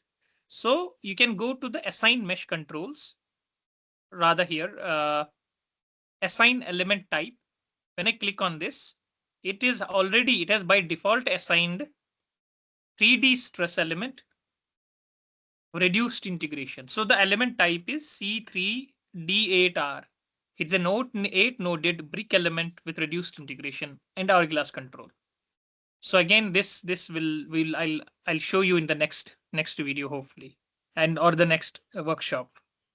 What is this hourglass? What is this reduced integration? What if I choose not reduced integration? I choose full integration. What is the funda of this? So anyone who can just quickly tell me what is this reduced integration, full integration? Anyone aware of this? I think we have to do limited number of steps. We have to do the integration instead of going for the complete integration. No, what exactly is this reduced integration? Let's say for this, for what is the C3D8R? What is the Gaussian point? Like how, which, where is it going to integrate it? Where is it calculating values? And Because when it is, because yeah, it's an element and this is the beam is a combination of multiple elements that we have to yes, connect those nodes. And yes. that's why we need this integration step here. So now how is it different? How are these two different? Reduced integration and full integration? So let's say if we have the 8 nodes, then it's not doing for all the nodes, it's doing for let's say 4 nodes, and accordingly we're predicting that. Is it the right You're thing? close, but it's not with respect to the nodes. It's the Gaussian point. So every Okay. element has a 4 Gaussian points. It's not the nodes, Gaussian points within the. Now instead of 4 Gaussian points, it's calculating on the one single Gaussian point. So that's how that's a different topic, but yeah, good. You had some idea. So next is job. There is no error. Now we will submit the job. So and those who had issue with the number of nodes, have you sorted out? Have you sorted out the number of nodes issue?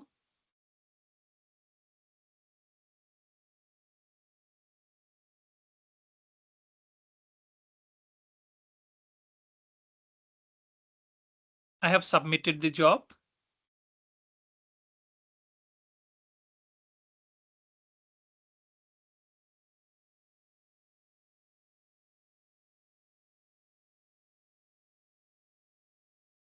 Okay, it's completed. See, it's in a millisecond it got completed, but that's not the case. It's always for a simple problems, it will take lesser time, but it may take some, it sometimes takes days, months.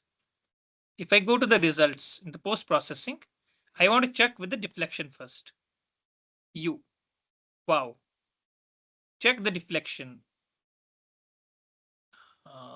Yeah. What is the value here? Anyone? What have you got?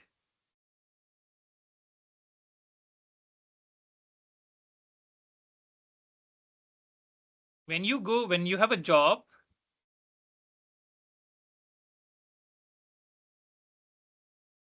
sorry.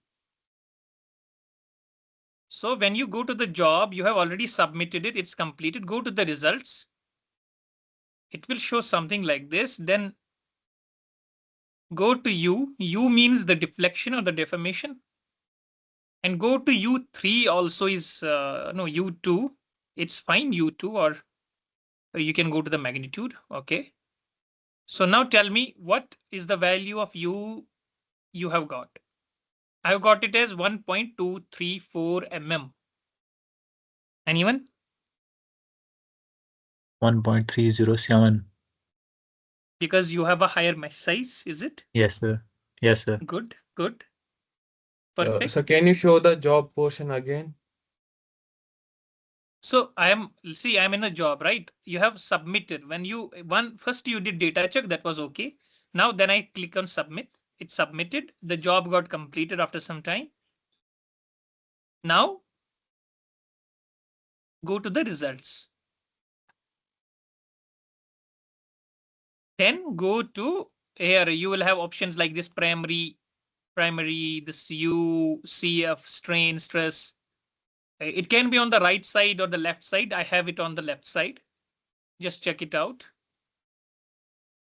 I'm telling you minute details. So here primary U. Anyone else who has got this value?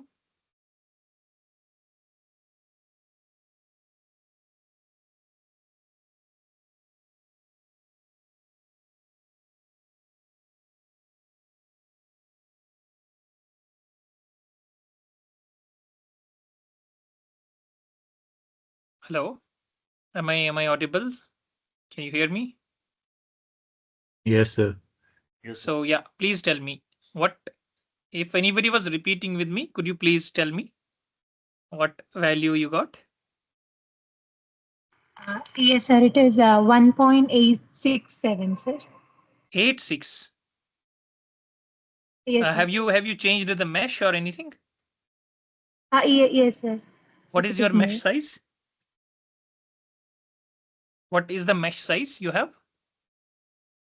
It's a 30, sir. 30. But how is your value as it is 1.23? How is yours different?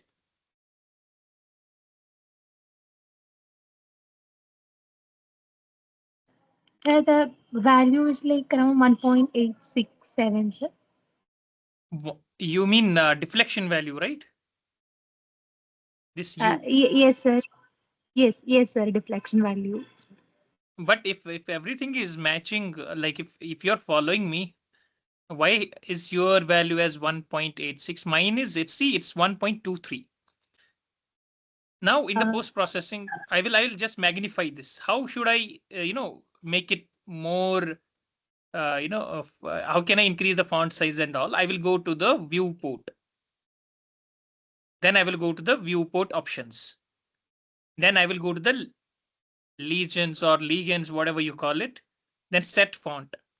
I will increase the font size to 30, let's say 24. I'll click apply, see. Or let's say it's 12. Yeah. Now see 1.234. You can change the system, the way it is represented. I can choose it fixed. It will go like this. I can choose engineering. It will go like this. Let's choose it fixed.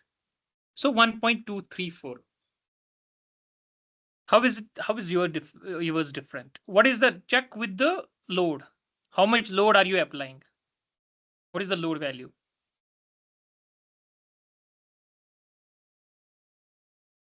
And Actually, check those if are you are sorry. Yeah, tell me. the pressure. It is Yes, the same value which I applied, sir. Maybe some difference could be there once I add it, probably. in the property.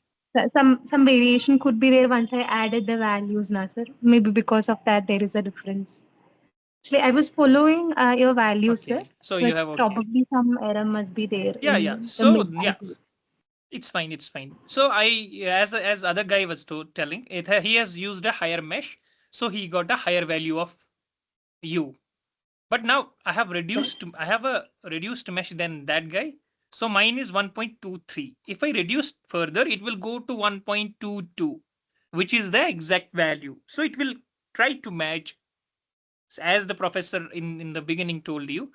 This is an approximate method or a numerical technique.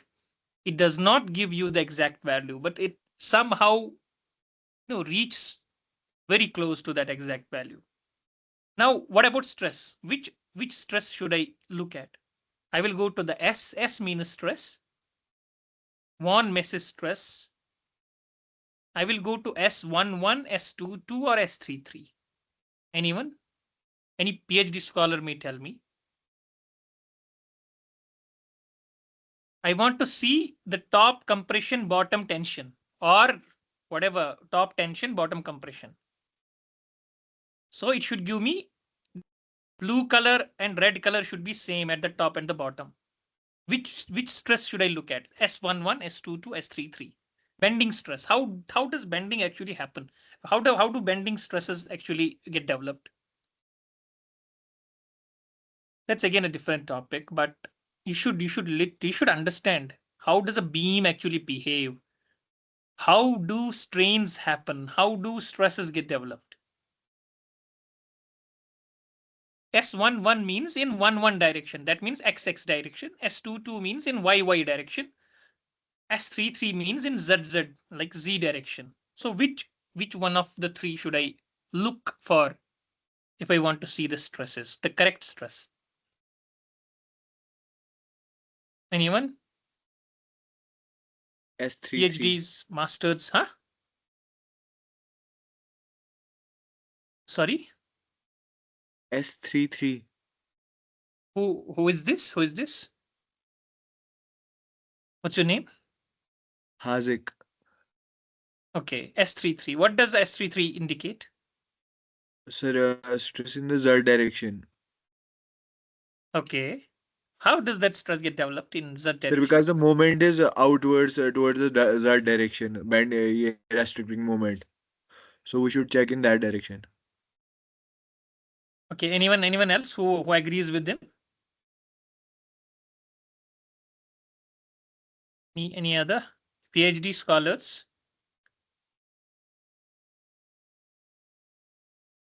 S11, S22, S33. Which stress should I look at? Which is the bending stress actually? 11, 22, 33. Stress develops with strain. How do fibers get elongated or compressed? Is it in XX direction, YY direction, or ZZ direction?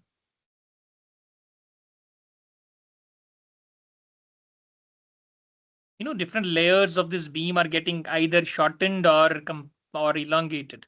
That give rise to the stress. Anyone, PhDs? We need to look at Please. S22, sir. S22? Yes. S22 means you mean vertical? Yes, Y direction. So Are you top sure? and bottom fibers will be affected. So anyone else?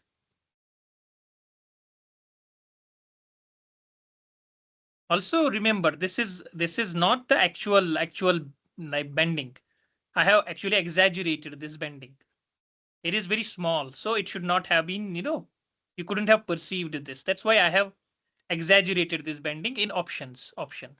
There's an option, then there's common, then it says how many times you want to scale this deformation in the uniform. I have scaled it is 405 times. So if I say no, keep it as it is, 1, apply, it's like this. But it's very small. 7 mm is very small, or 1 mm is very small, so I have kept it 100 times. So that's why it's if I 500 times, it's showing like this. Now tell me, which stress should I look at? Just without wasting time, I'll tell you it is S33. S33 means it is axial. It's always axial. Although the beam is bending, but the strain stress is axial. The top fibers are getting elongated in this direction. Bottom fibers are getting compressed in this direction. So stress developed is according to the strain in the direction. So it will be actually either getting compressed or elongated. So it's S33. You can check. At the top, it is 8.581. At the bottom, it is 8.572. What was the value? Our value was 7.8. Ours is 8.5. So it's an approximate value. How should I improve these results? I should again go back to mesh. I should refine it more. Apart from that, I should use instead of reduced integration, I should use, full integration, because that way it's going to get more closer to the accurate value. I hope this is clear to you. Will you be able to now model a beam, then apply a load, then analyze the results? We have here analyzed U, deflection. Red means the maximum value, 1.23.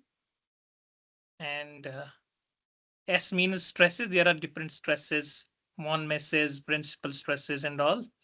We'll someday we will go into the mechanics.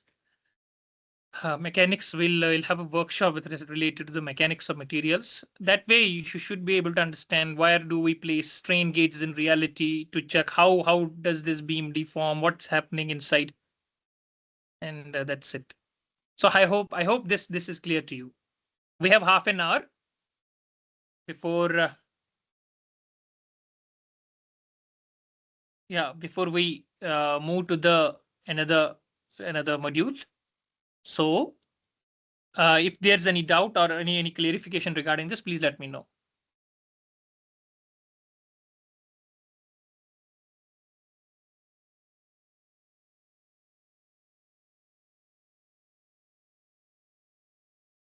So, Yes. so in this we have applied load as a pressure, and if we Yes. have to apply a moment, how we can apply, sir? Moment wire. If you have to apply moment at a point, Okay. how we can apply, Yeah, and if you want to there are create a reference point. There are ways of like that's a modeling from the modeling point of view. There are different ways of creating like applying a moment. We can easily do that. You can create it in multiple different ways. If you see in the loading itself, you have a moment. Moment option is also there. So you have to have a line over here. For example, I am applying a load moment here at the center. So I'll create a line. Line in the sense I will have to partition this face. That is in the partitioning. We'll learn that. How do we partition? Then once you have a line, you can click on apply moment. Then you can apply moment on that. Then again, since this is a line, this is not a point. You have to divide that moment by this width. That will correctly represent it. But if it's a one-dimensional beam, you can easily create a point, then apply a moment. That's not a problem. But in 3D, you always have to play with the widths and all, because moment, its unit is what? Kilonewton meter, right? Or Yes, whatever. sir. Any Newton mm. So you always have to Newton mm. So you have to divide that moment also, this width, wherever you are going to apply it. See, If it is a circular column, then what we have to do, sir? If it's a circular column, you have to create a circular. You mean circular column subject to movement at the top, is it? Yes, sir. You mean, for example, if it's, let's say this is a column.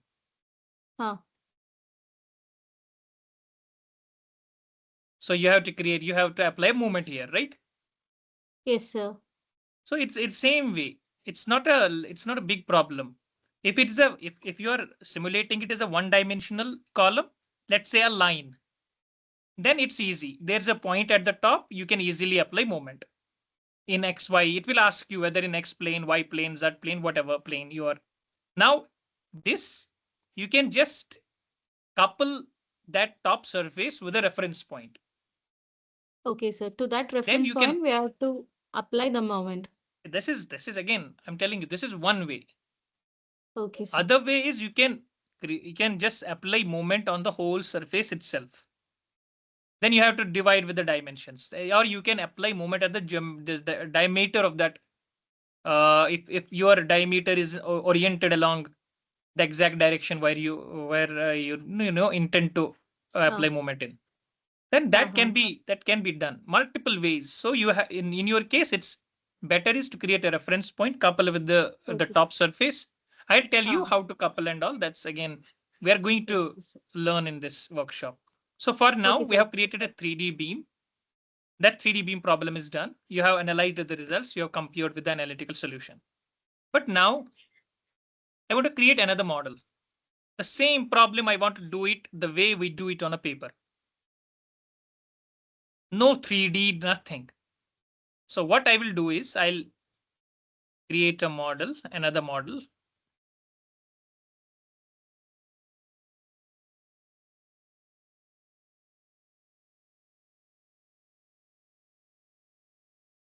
I'm not going to save the changes I made it. I'm not going to share these models and all. You can repeat them. So I will not save this model. Now I will create a new one. Now we will be modeling a one-dimensional beam similar to this rather than a three-dimensional beam. You got it? You got my point?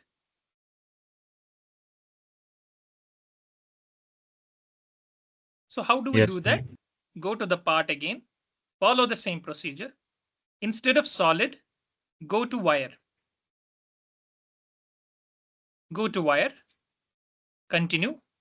No cross sections are to be drawn now. I just have to create a wire. So go to connected, create lines. I'll draw a random line. I will dimension it. What is the dimension of this line?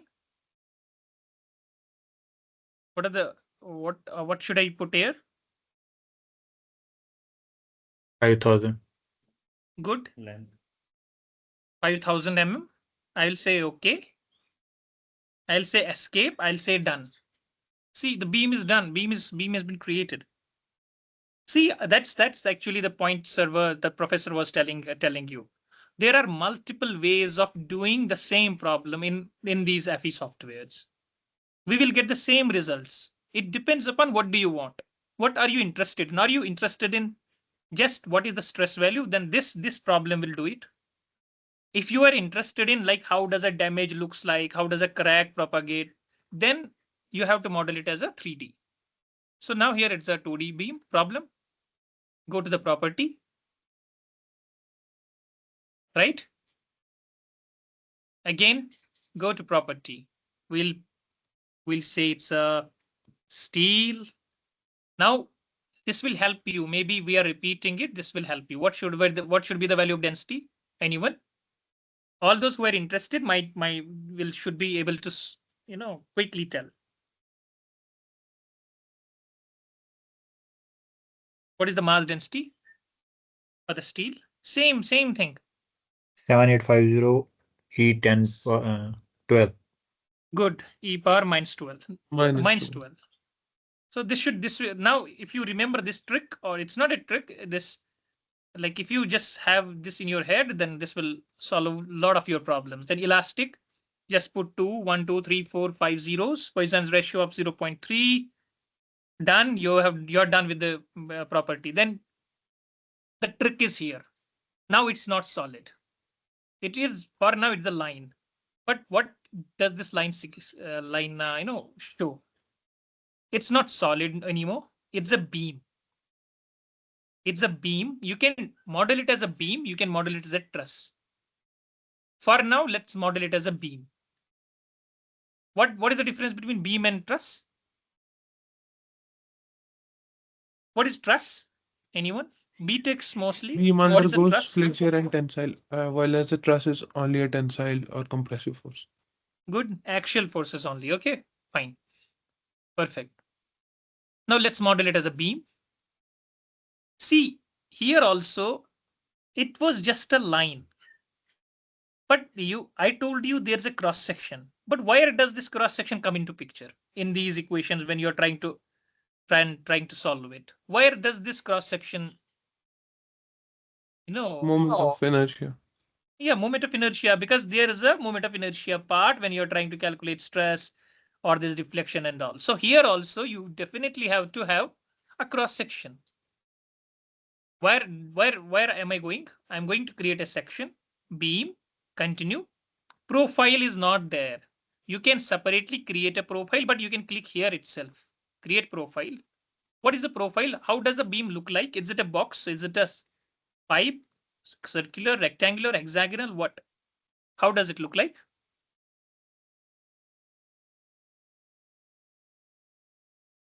Anyone?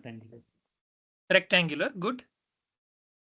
Now, what is A and what is B? A is width, B is... Now give me the values. 300, 400. A is 300. Sorry? A is 300. A is 300. Good. B is 400. What is B? Very good. See, the purpose of this, I'm doing it for you guys only, especially those who are stuck in this FE modeling or who want to start it. Because when we started, we did not have guides who could guide us. We had to learn from the scratch and all. The purpose is we want you to get hands-on experience, learn and excel. So I hope you will be attentive and you'll get most of it. Okay, now profile is created. What is the material? Because material is already created, there is only a single material. What's section Poisson's ratio? It's again a different story. We'll keep it 0.3. Done. Now profile is done. Now I have to assign it, right? Assign. Done. Assign beam. with the material steel. Okay. See, it has turned green. That means I'm done. So here, when you're creating a beam, you don't have to forget one thing. You just have to create beam orientation also. Don't do anything, just created it, select this, say done, done, done. What it actually means is what is it doing? It's again, I don't want to go into that direction. Otherwise, we'll deviate from the actual purpose. Now, property is done. Go to the assembly, create assembly. We can make it dependent or independent. Dependent means we can mesh it on a part, or if it's independent, we can mesh it in the assembly itself. Let's keep it in the instance so we can mesh it in the assembly. Done. Now it's in the assembly. Step. What should be the step? Create. You already know. Static general. 1 second. Keep it as it is. 0.001. Initial. You can keep it as it is, so it will not make any difference. Then how many steps do we want? We want 100 steps. Done. Done. In the history output, 100 steps. See, I'm following the same thing. What I already told you. Is there any interaction we have to do? No. Are you there? Are you there? Are you with me? Yes, sir. Okay. No, I want some 10, 15 people to speak up.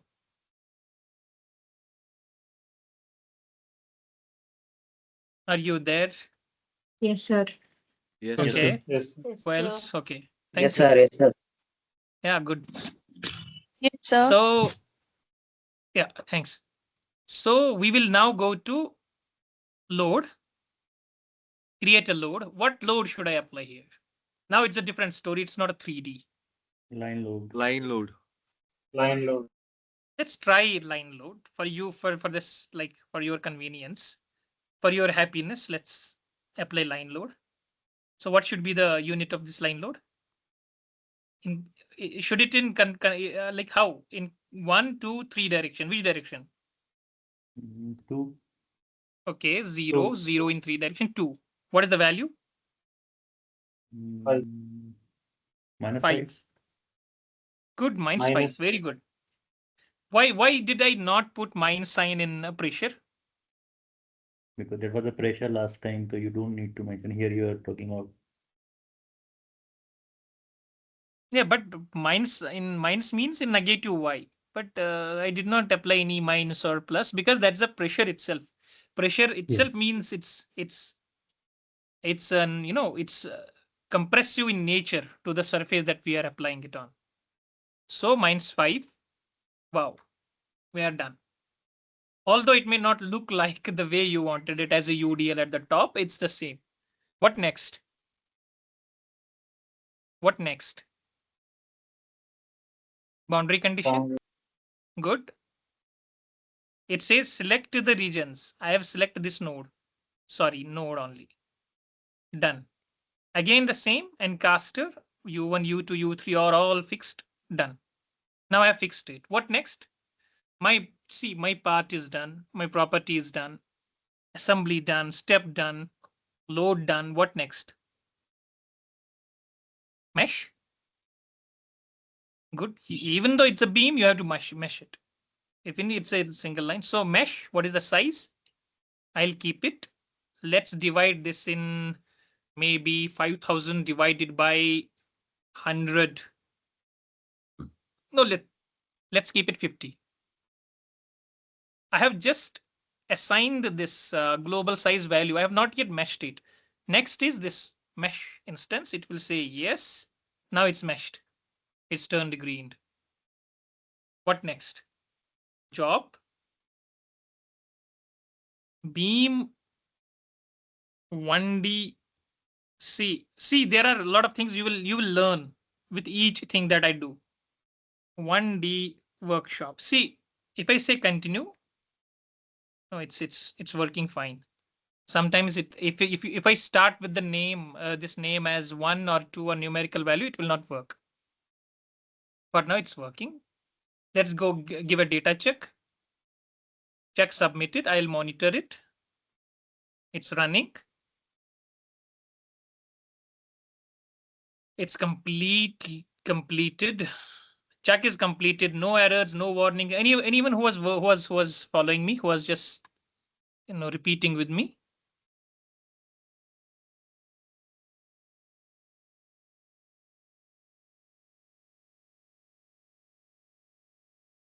Anyone who was repeating with me this one-dimensional beam? Yes, sir. No one. So did you check? Did you check like, is it No, fine? sir. Any errors? No, no, sir. It's showing use assign beam orientation.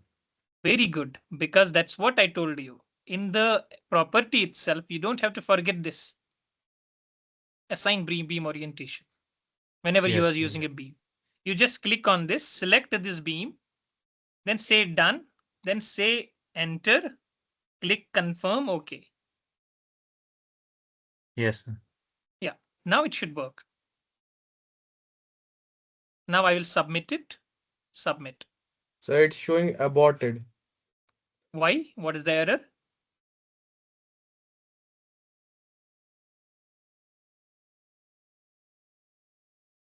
You can put in the chat box. Just copy the error and then put in the chat box. For example, something like this, completed, put in the chat box.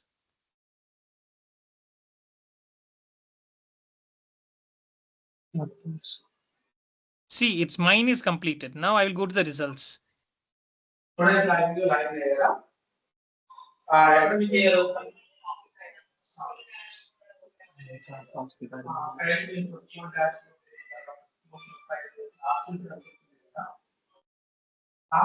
can you once again explain about that beam orientation? Yeah, in the properties, once you have created property, you have created section, then you have assigned a section.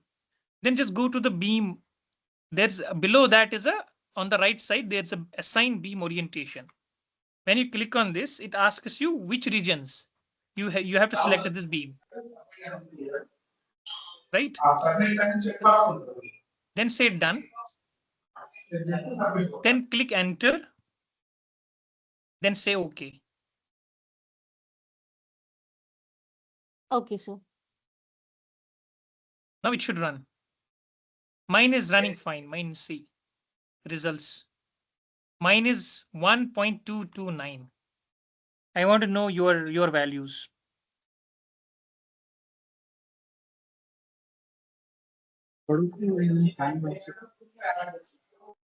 Sorry, I'm not able to hear you if you're speaking to me. I'll have to maybe mute few people.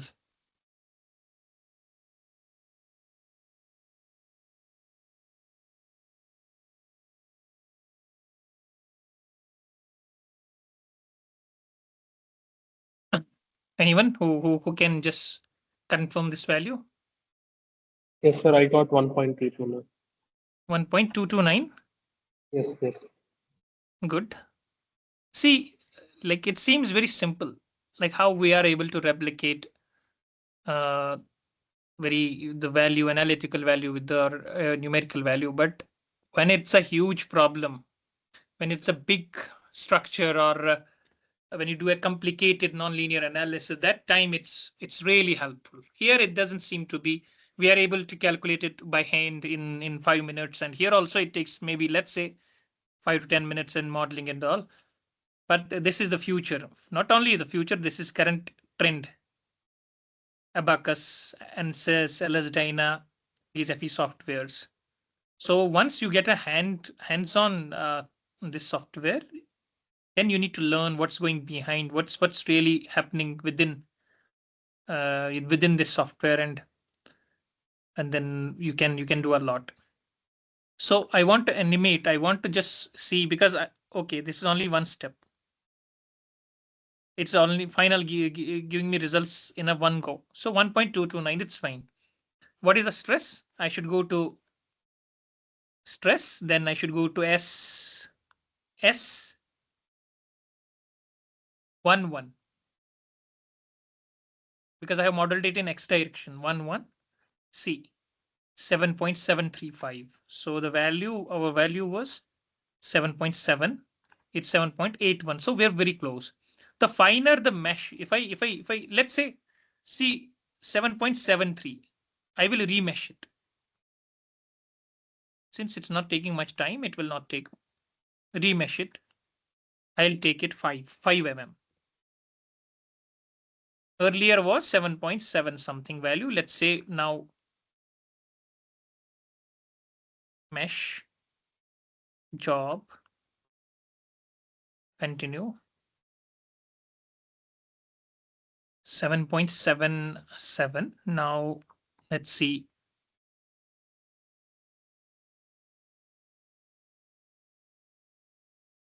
It's done. It's running. It's almost, yeah, it's completed. Results. Now the value is S11 7.8 805 7.805 7 point C. We are very close. We are close to 1 digit at least. Now the finer I go, it will go to 7.81 maybe. And if you look at this U, it's 1.229 again. So I hope you can model a beam. You can model a column also. You can model any other like very prismatic beams, prismatic columns and all. Anything you want from here? You have any questions till now? Before we because we still have 1 hour where I can show you the dynamic analysis, because static we have already done. We have dealt with geometry, material modeling, how meshing, and we have given an example of a beam problem. So what I'll do is the same beam we'll apply. What we'll do, we'll remodel the same 3D beam, then we'll apply the same load, but dynamically. We'll apply it very fast. We'll see how does the response look like. And how do we do this? Yeah? Yes, I have one query. Yes, please. Vector, in the last section, when we created the 3D model, we have give the mesh, and the mesh was uniform. And let's say if we are changing the mesh orientation, it's not uniform. Then it will gonna affect the result or not? I did not get you. Can you repeat? Because, yeah, for the 3D beam, recently we designed the last problem. Yes. And during the modeling, we have assigned the mesh is very uniform throughout the beam. True. And the size is almost same. All the elements of the same size. Because sometimes I have seen that in some cases the meshing, these kind of meshing is not possible. It's not possible to do the True. symmetrical Very much mesh. true. Very much Yeah, true. then in that case, the result, it will gonna affect our result if we change the meshing orientation or the. Yes. That's why there is something called mesh convergence. So, for example, I'll quickly create a one kind of a, let's say, I'll quickly create a beam. I'll not do any analysis, but just for the sake of, let's say, we'll create a column for the sake of that student. Maybe let's say it's a circular column, or it has a dimension of 500 mm is the radius. It's gone beyond. Okay, whatever. It's the radius is 500. 1 meter is the cross section, and it's gone. Okay, we are actually creating a 2D. Let's create a 3D deformable solid. We'll create something like this. Then we'll create a radius of, let's say, 250. Okay, escape. It will ask me what is the length. Let's say it's 5000 mm again. So I have created a column something like this. When it's sometimes if I mesh it, it will be uniform because this is a uniform column itself, uniform cross section. What if there's let's say I will create a hole. How do we create that? We'll go create solid extrude. create cut extrude. Cut extrude means I'll create a cut on a plane. It's okay. Let's say here, vertical cut. I have something. It's just it has nothing to do with. It doesn't make any sense. But I just want you. It's not uniform, or it has some. See, I have created a geometry something like this. It's made a cut. Now if I mesh it, if I go to the mesh this, it's not going to be uniform, right? See, on one side it's something like this, something here. It's one side on one thing, on another side another thing. Or for that matter, let me create one more geometry for the sake of making you. It's a rectangular, let's say, panel, 1000 mm by 1000 mm. Then we have a escape. We can, what is the thickness of this? We'll say its thickness is 200 mm. Right. Now I'll create a hole. Not a hole. Let's create a hole. Cut extrude this. Something like this. Now I have a hole over here. Done. Inside. Hole, make hole in this direction. Done. It's create a hole. Now if I mesh this one also, let's see what type of meshing it's going to create. It's not, we'll reduce the mesh size to 20. Done. Yeah. So we have a very unusual, very different mesh configuration here. As you can see, it's not uniform across, or sometimes we do not need uniform at all. That's called the refined or the biased mesh. For example, the way professor showed you in the morning, if I want to impact analysis, I want a bullet coming in and hitting at the center. Suppose there is no hole. Suppose there is no hole here. And I want my bullet to hit at the center. That time I'm not interested in, meshing far parts of this panel. I am interested in only, let's say, this part, center part only, this part.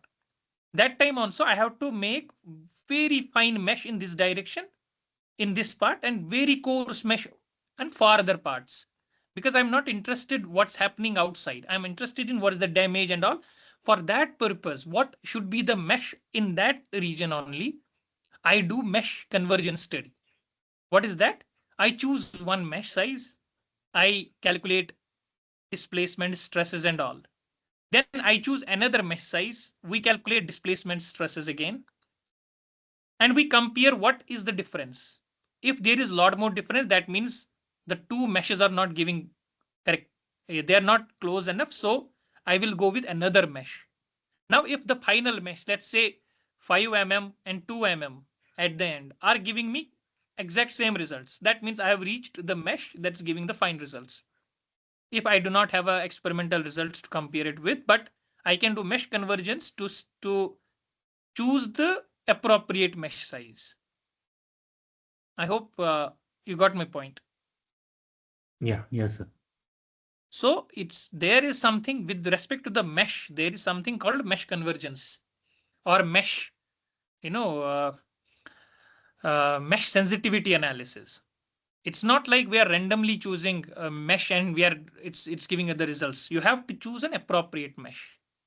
So there are different papers, very different papers that are doing mesh convergence study. In case of what my area is, I'm more into bullet impact. So what it does is my bullet comes in, it goes out, right? So it damages this panel. It goes out with some velocity. That's called the residual velocity. So for one mesh size, that residual velocity be V1. When I change the mesh size, that residual velocity will be different. When third mesh size, there will be different. So the moment my residual velocity matches, like between two consecutive mesh sizes, when my residual velocity is comparable, less than 5% difference, we say okay, go with this mesh size. This is fine. After that, you have to validate it with experimental values, different damage pattern and all. That's different scenario. But for mesh, to choosing mesh, you have to go with the mesh sensitivity analysis. Even in this case also, when we did this beam, one person, one guy, one student actually did higher mesh. So we can do a mesh sensitivity on this also. He chose some mesh, he got some deflection value. I chose 30, got some deflection value. Now another person who chose 15, he got some deflection value. We can compare the results. Then we say, okay, mine 30 mm, 15 mm are giving same results. So let's go with the which value?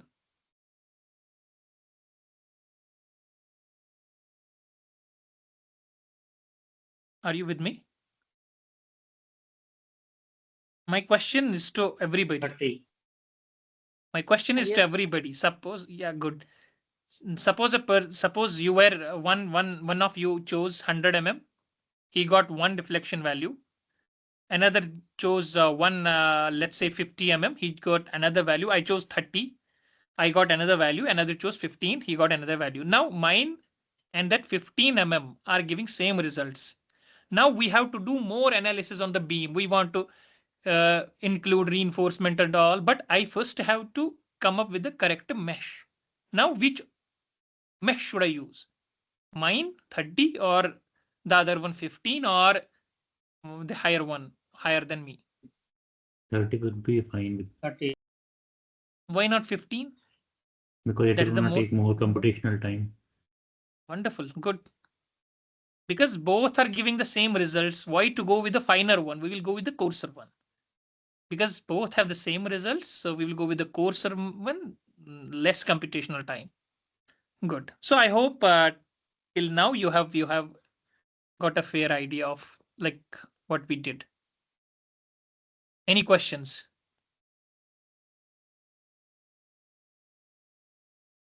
Any other Sir, questions, in please? this, there is two option, sir. Yes, yes. Am I? Yeah, I can So hear you. in this, so this is there is two option that seed part instance where we apply the global size for the mesh, Yes, and another option is there for seed edges. So can you yes. explain what is the main difference between this? Let's create this panel again. Why am I deleting it? 1000. Let's say 1000. Escape. Done. And let's say it's 200 mm is the thickness. Okay. Now you are saying I'm going to mesh. There is a seed part. When I'm going to the seed part, it asks me the global size. So it is the size that is uniformly getting in all the directions. That's one. The next part was what was that? Seed part, the next to that. Yeah. So for now, for this one, if I choose 100, that means 100 will go in this direction, x direction, y direction, and z direction. Now this second seed part, seed edges. You mean this one? Yes, sir. Yeah. So here there is an option. I can choose different meshes in different directions. Let's say, for example, I want in these directions like this. Since this is uniform, I want these. I can choose select these. You press on shift and select all these edges. Press on shift and select all edges. Now done. I want them as 50 mm. Right? Done. I have not yet meshed it 50 mm. Now I want in this direction, I want very fine in the thickness direction. So I can again now select these thickness. It should work if I do not select other edge also, it should work. Now I want this as 10 mm. See, it's a non-uniform mesh now. It's not globally one size. It's different. You see? That's how it is. That's how in reality and how in research problems you will do. You will have one mesh size in one direction because across the, for example, if I'm interested in, out of plane response, then meshing in across thickness is very important to me. So I have to keep more number of elements across thickness than in the global direction. It depends upon what is your interest of your, study. Anyone else? Yes, sir. I have a doubt. Please. Like, if I want to create a helical spring inside a concrete cube, how to create part in that case? No, you can create a one single part differently, because you have an option. Part 3, you can create, there's a revolution option, there's a sweep option. So you can, because it may take some time, I'll quickly show you, like if I have a my YouTube channel, I have already created a helix that should uh,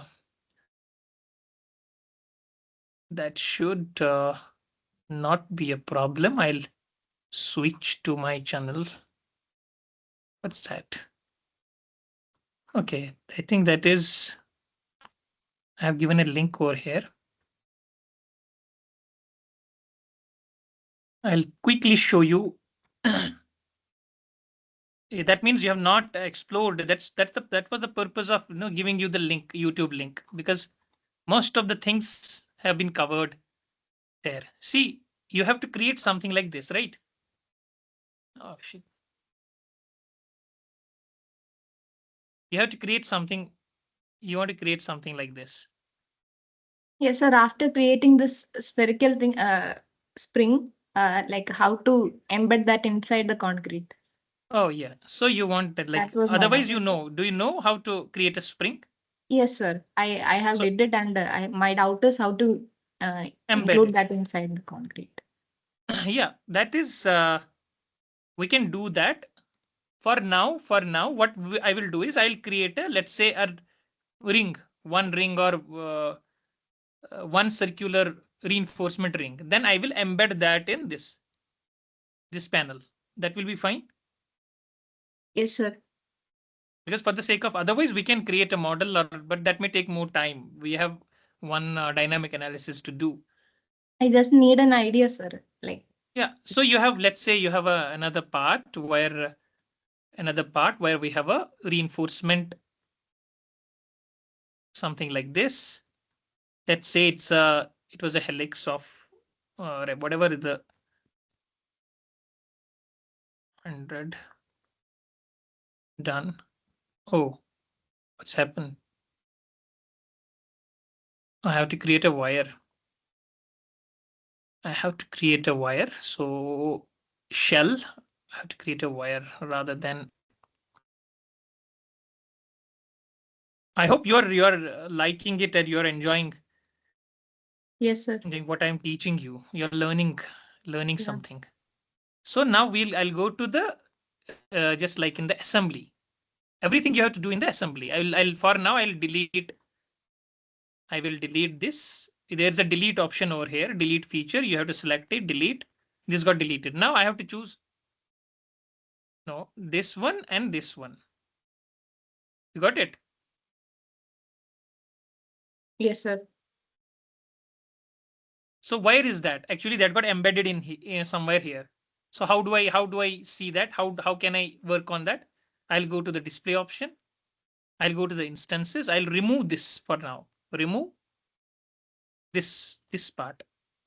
Yeah, remove. This got, now it's here actually. You got it? So I want to place it somewhere. Then I want to embed it. I want to give an interaction. So what I have to do is I'll translate this instance. Done. I'll take this point as a start point. Translate this to where? To somewhere at the center of this. Let's say center of this. But I do not have a center. What should I do to create a center? There's an option over here. If you see create datum points, I'll hold on these datum points. I'll say create a datum point mid between 2 points. I want data point between this point and this point. It has created a point. Now I can place that here. You got it? It's not still visible, but you can make color like this. You can, so that it becomes visible. It's not yet visible. Where is that? So it's okay. Okay, I have actually, it's here. You got it? It's Yes, here, sir. but it's not yet inside. Then again, you'll have to, that's what you have to play with these tools. Translate this wire in Z direction. 0, 0. Then in the Z direction, I'll keep it, let's say minus 200. Now it's gone inside, or it's gone outside actually. So I'll go back. I'll say instead of 200, I'll say 150. Now it's inside it. In your case, it will be a helix inside a column. You can place that. At least you should be able to place that somewhere. So are you able to place that in your column? No, sir, that was my doubt. Like, okay, actually, you I know, don't. okay. But you can then, if it's a placing is the problem, then these are the tools. Okay. In the assembly, if you want to rotate, you can rotate using this option. For example, I want to rotate this whole like this panel 90-degree about y-axis. Then I have to select it, then select axis of the rotation. Axis of the rotation is start point is this, end point is this, then rotate it by 90, it will rotate by 90. Then go back. I don't want, actually, it's like this. So placing itself it should not be a problem, because it has to be, you have to learn about these tools. Translating. Now I want to, it's more about translating. You have to select this, then where do you want, you have to pick a start point, then you have to pick a, let's say I want this point to be moved to here. It will go like this. But then I want this to be at the center of this. Then you have to select, this helical, done. Then you have to 0, 0, you have to keep 0, 0 as it is. Then you have to give the dimension of in Z direction. I want in Z direction as, let's say, half of that 100. It will go to the center. You understood how will you be able to do it? Yes, sir. Thank you. You need to create you need to make sure you know the center of this. If there is no point at the center, you can create one using this option. Create datum Sir. point mid between 2 points. Yes, sir. I have one question here. Yes, yes. Let's say this is the ring. This is the ring you are placing inside the panel. Okay. So for the interaction between this ring and the panel, we have to Yes. assign some kind of interaction to them. True, true. Yeah, we have to. Okay. Only then the properties of this will gonna be incorporated in the panel. Yes, yes, indeed. Okay. Actually, if I place this ring inside this panel and do not give an interaction, and now the load is coming on the on this panel, this will not move at all. This will be as it is. It will not take any stresses, anything, nothing. Okay. If I do not give interaction, even if let's say it's a blast kind of a thing I'm doing here, everything will get damaged. This will be as it is because it's not interacting. Okay. Unless I give interaction between this and this. Let's say if it's a beam, let's say it's a reinforcement inside. You have to go to the interaction. You have to go to constraint, and you have to create embedded region. In most of our cases, when it's a reinforced beam, reinforced column, we go with the embedded region. Embedded region means it asks us, what do you want to embed? I want to embed this. Done. Where do you want to embed? I want to embed in this. Done. Done. Now it has created interaction. Now they will move kind of, as a unit. But this cannot be outside this panel. This embedded region has to be within the domain. Here I am showing as an example. It's not some hard and fast rules. I'm just giving an example. So this has to be inside the. So that also we will do. That also we will do.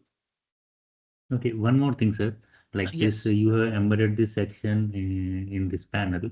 Some people also like giving the property of, let's say we have the RCC wall, and we can give the whole properties of the RCC wall to the panel directly instead of giving the reinforcement inside. Is it possible to do that, or this is the right approach to do the No, this is that is the purpose of finite element.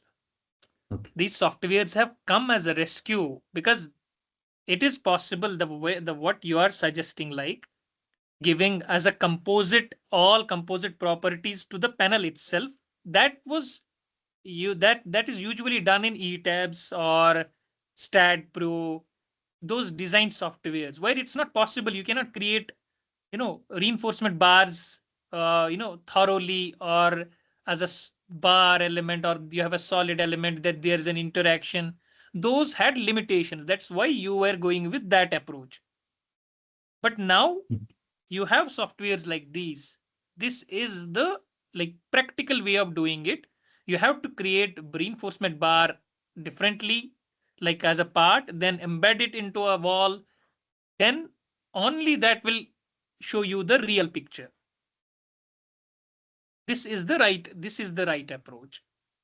Here you are talking about an equivalent. That is an equivalent section, but that because that's an old approach. We used to read that in the books. In reinforced concrete book, you must have you are giving equivalent modulus of elasticity, equivalent or that effective moment of inertia. You remember? Yes. Effective moment of inertia, where you are converting the reinforcement also into an Yes. equivalent concrete section. Modular. Anyone here? Sorry? By use of modular ratios. Yeah, using modular ratios, but that's a conventional. That's a very old approach. We are moving away from that. We are moving towards more piecewise analysis, more robust analysis. That's why this is time consuming. Otherwise, you can create an equivalent section. You can say it's a because if I'm doing a blast analysis on this and there's a reinforcement, cracks will initiate exactly where the reinforcement lie, because we have seen that, observed that. But once you have an equivalent section, you cannot get the real cracks that way. Right? Yes, got it. Yeah. So this is the correct modeling approach. And one more thing, sir, here, like you said, you were just getting the impact of the bullet on the panel, and you were choosing the mesh size depending on the how the velocity of the bullet is not changing after a particular dimension of the mesh. Okay, so let's say if you have to do the blast loading, and then what will be the criteria that you will going to consider so that you can define the mesh size? Because here you are considering the velocity of bullet. It is again, it's the kinetic energy of the panel itself, or if it's a low velocity impact and it's not damaging the panel a lot, it's just bending, then you can choose this displacement also. Displacement at the farther end. For example, you can choose this node here, and you can choose when this displacement match between meshes, and that then you can also. And strain energy is the most important one, but strain energy is mostly used in case of static analysis, general static. For dynamic, there is no thorough criteria. There is no established criteria. That's why for nowadays people, what you per bullet, residual velocity is the one that's governing. For blast, kinetic energy of this, that means it is the energy with which this is moving. Or there are other ways. There is pressure, mostly the pressure impact, the blast pressure at the surface. It's not what pressure is getting applied. It is what pressure is getting generated here at the center. But if it is completely damaging the panel, then the damage itself, the area getting damaged. If the area getting damaged between two meshes is the same, you can go ahead with the verification. Okay. Okay, so basically we have to do the multiple trial until we get the right mesh size. Yeah, it is. It Only is. then we That's can. why. That's why I can show you. Let's say because we are learning, so I can show you one thing here.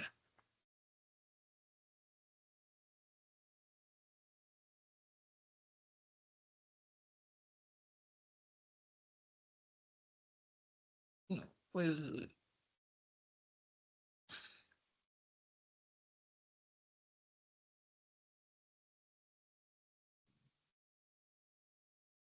let's say this is one of the papers.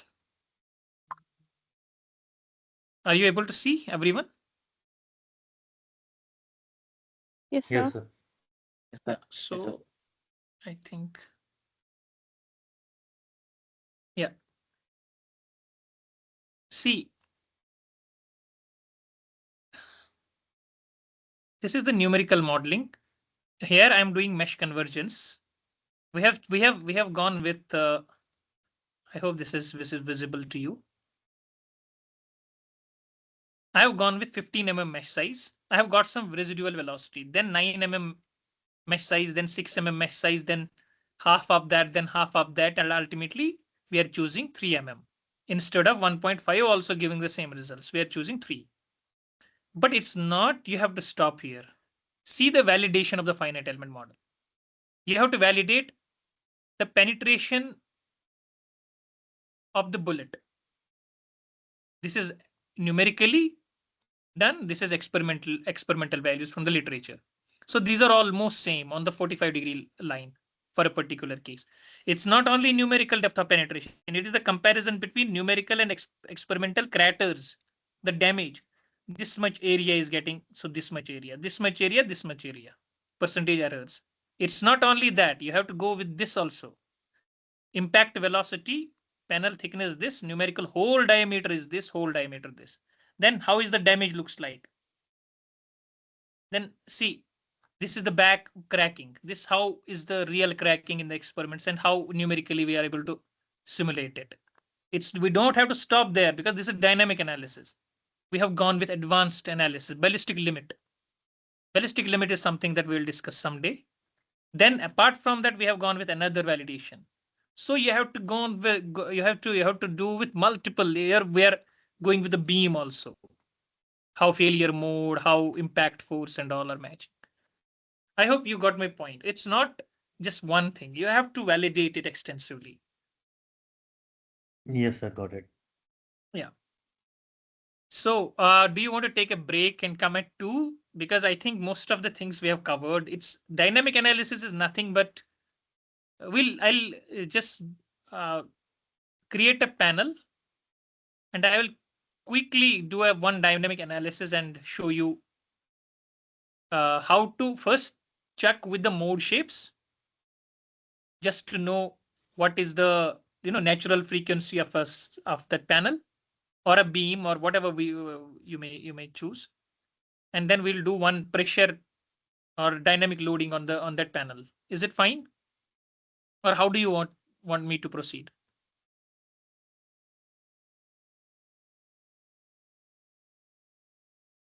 Anyone? We have half an hour. Do you want me to create a panel and do a choose how to get its these eigenvalues or the natural frequencies, and then do a dynamic analysis on it?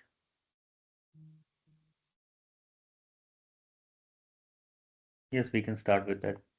Yeah, so let's create a panel. Again, the same 1000 mm. We have to go with the solid. We'll create a same steel panel. We will not go with the concrete or non-linear for now. Tomorrow I'll show you one non-linear dynamic this analysis. 1000 mm. This is the easiest way of doing it. 1000 mm. Then 150 thickness. I hope you are able to generate these models like this. You are able to create this panel. What's your name? The one who was speaking to me. Yeah, Rahul Chaudhary, sir. Rahul Chaudhary. Oh, so where are you from? Like SNIT Surat. which? Sorry. NIT Surat. NIT Surat. What are you doing? What? No, like. I'm a PhD scholar. Okay, good. So, anyone else? I want you to at least speak up so that I know you are here.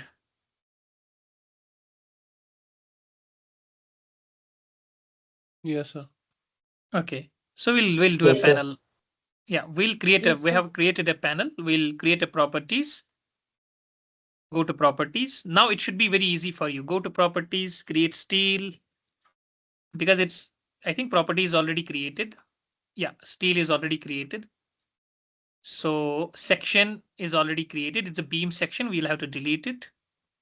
We'll create a section. We'll create a solid section, homogeneous section. Steel done. We'll have to assign. Okay, we have assigned a section to it. We don't have to do a beam orientation here because it's not a beam. Then assembly. It's okay. Assembly done. How did it change? How did this change into this color here? You can give it the transparency. It's complete opaque or solid. Here we are giving it a transparent look. Now it's a panel. Assembly is done. Step is done. I want to know the mode shapes of this panel. How should I do? It's why I went with the mode shapes, because after that we will do a dynamic analysis. And for dynamic analysis, you should know what is the modal frequencies. It's not may not be the prerequisite of doing dynamic analysis, but you should at least know whether my loading is in a pulse. Is it a shock wave? Is it a shock load? Is it a normal dynamic load? So that for that purpose, we have to know what is the natural frequency. Then we calculate the duration of the load with the natural frequency of, or the natural time period of this panel. That will give you the idea of what type of dynamic load this is. Although we may not be using that here, but in future, if you are going to simulate something blast, or you should know, is it really blast happening? Because TD, that means the duration of the load, divided by TN, that's the natural period of this panel. It should be less than 0.1. Then only it can be called as a shock or an impact type of a load. But here we're not concerned about that, but you should know how do we calculate that. So we'll go to the step. We'll delete earlier steps, general, static, delete. We'll create a step, new step. We'll have to go to the general, linear perturbation, and go with the frequency. I hope everybody is with me. Who was that one girl student? You're here? Somebody was speaking to me. Yes, sir. Yeah. Okay. So this is, you don't have to do anything with these. Only thing is number of eigenvalues. How many frequencies you want? I want first 4 mode shapes, or first 4 modal frequencies. Why 4? Do you have any idea about like mode shape? Anyone? Well, anyone who has done dynamic course? Yes, sir. Except PhDs? How it deflects. Sorry? How it deflects. Yeah, but why only, how many mode shapes it can have? A structure can have. It can have many, but Depends on degrees of freedom. Good. So, like, why am I interested in only first 4? Usually the first mode will be taking the 90% of the criteria. I mean Who is 90 this? something. Sir, I'm Harika. Okay. Yeah. Okay. Uh, Fine. Yeah. so You can carry most on. of the criteria like mode shape, almost highest deflection will be observed in the first mode itself. Good. So the primary modes are very important. Maybe because of that you are considering 4. Very good. Yeah, that's the purpose, because it's only few modes, first few modes which will be governing. So all those who have not taken this dynamic analysis course will learn this in future.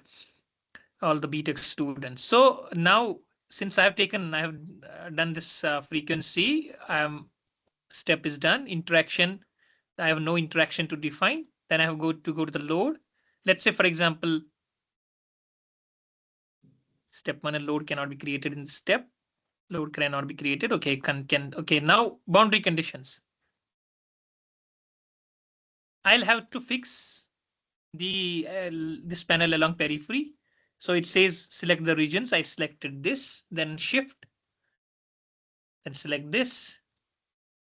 Then all these edges or the surfaces done. Go to the Encaster, done. Now I have fixed it along. Let's say how it moves. I also have no idea how it's going to move or deflect. Mesh. It's a coarser mesh. I'll choose a finer one. Let's say 10 mm, or let's say 50 mm. It's going to be less time consuming. So yes, now mesh is done. We'll go to mode shape. Let's see how it is. I think I've made a mistake somewhere. Okay, following constraints are applied. And we deleted few things that were with the earlier model, but we don't care. It's running. It has started running. Okay, it has shown error. It's showing some embedded element was there. You have embedded element something. So actually we created a problem for ourselves, because there is an interaction defined, I feel. Yeah. So this we have to delete. Now we'll rerun. Let's see what error. It's always good if you get an error and you're able to figure out very quickly. Okay, perfect. Running. I think it's completed. Now let's go to the job. Let's go to the results. Fine. Let's see, four things are there. Since it's not showing me anything, because I have not clicked on this contour or this deformed. Okay, this is showing base state. Now the next state. See, because I have exaggerated it 500, let's say 1. This is the true mode shape. It's not visible a lot, so let's and remember this common options common, then you can exaggerate your deflection to 100 times. Yeah, this is fine. This will help you. So this is the first mode. Then this is the next mode. Does it make sense?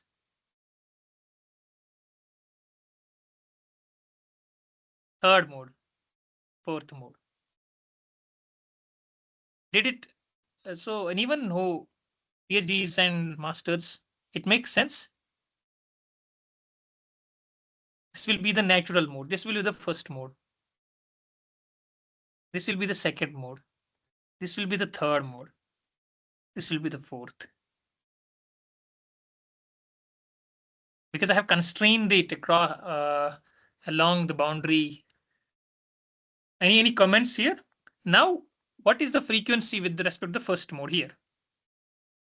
See at the bottom, 1041.2 is the first natural frequency.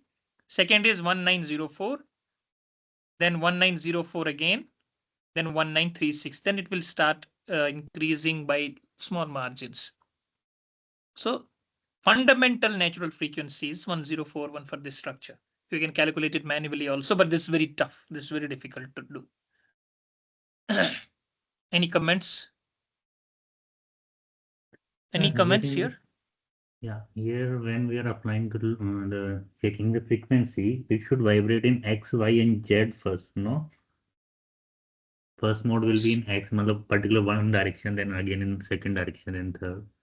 Yeah, that's what. No, it depends. Your mode shape is a function of its what. How does what is the natural frequency definition? Like a mathematical formula? Like under root something. Anyone? Yeah. What's that? Under root? Square root of? And K by M is like. Yeah, K by M. So let's say mass is constant. Your natural Yes. frequency depends upon your Mass stiffness, yeah. Stiffness. But that stiffness depends upon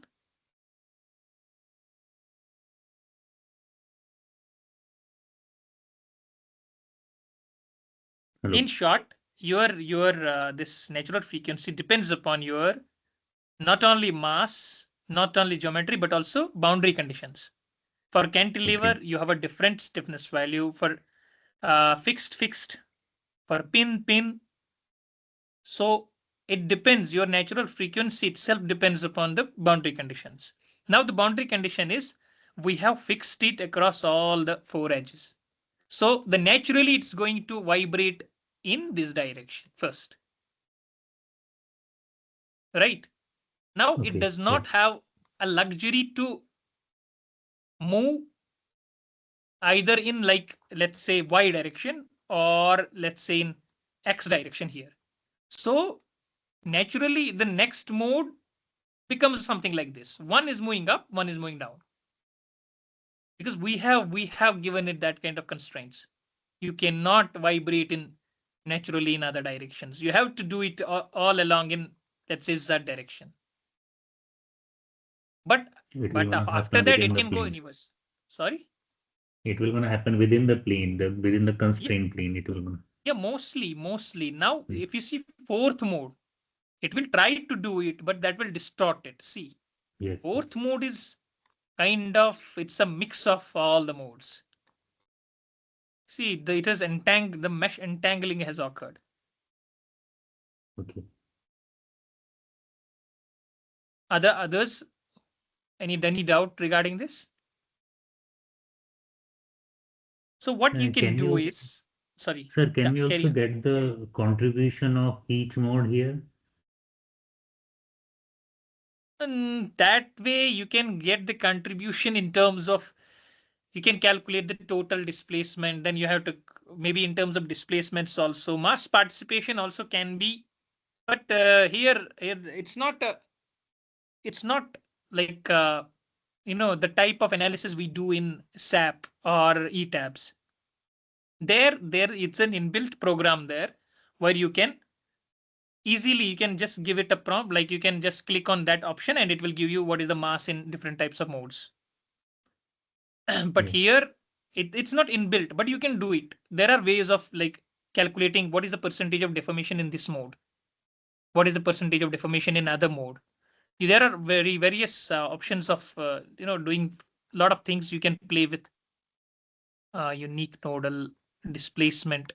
Here you can choose one node. Let's suppose if I choose this node, you can plot something like this. So it is displacement in the first mode, then displacement in the second mode, displacement in the third mode, displacement in the fourth mode, maximum. Then you can relate these. You got it? You got my point? Yeah, got it. So, but there are other ways of doing it. You can calculate mass also, mass participation, but it's a different story. That's what we are going to conduct this workshop that will be predominantly regarding these issues. How exactly are you going to extract few things and some research oriented? But here we have BTech, most predominantly BTech students. So for the sake of them, I just stuck to the basics. How we are going to do basic modeling strategies, how we are going to extract the results and all. So this was how we do mode shape analysis.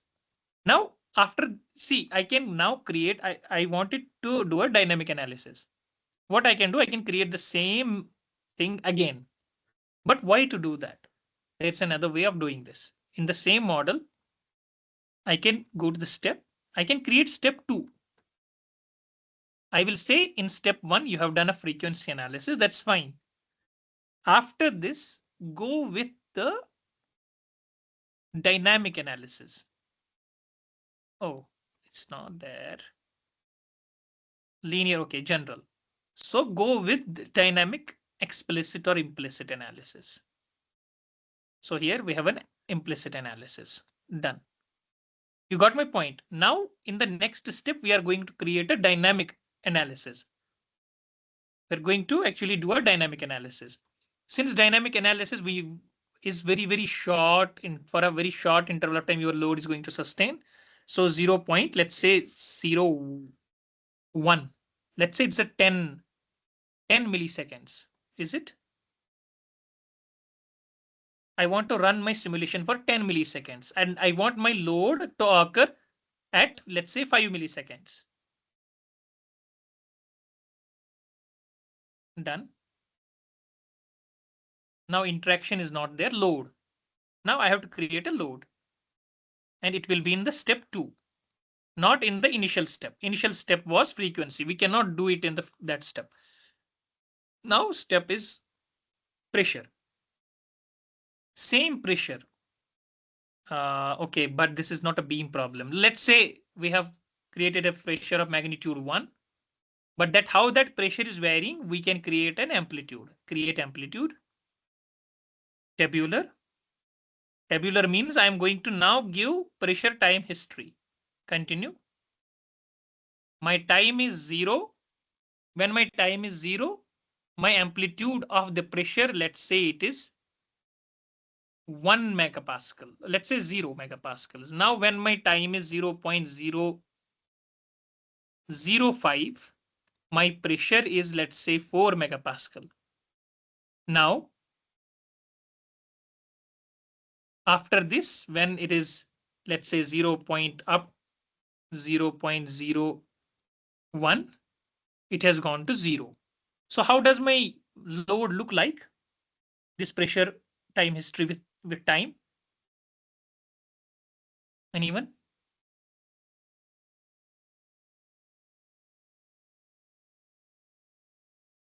Anyone who can just reply back? I am doing a dynamic analysis. Sorry? Triangular pulse. Maybe. It's a kind of a triangular pulse, but the triangular is it's increasing, then it's decreasing. It's not a right, it's not a right angle. So it's an increasing pulse, then it's decreasing load. So, but this whole thing is happening in a very short time. Done. Magnitude 1 means this whatever table I have calculated, it will multiply this with the 1 magnitude. 1 means exactly 4 megapascals is getting applied. It's a huge stress. Actually, 4 MPa is very high. Now what next? It's in the step itself, but I want to, okay, step 2, dynamic implicit.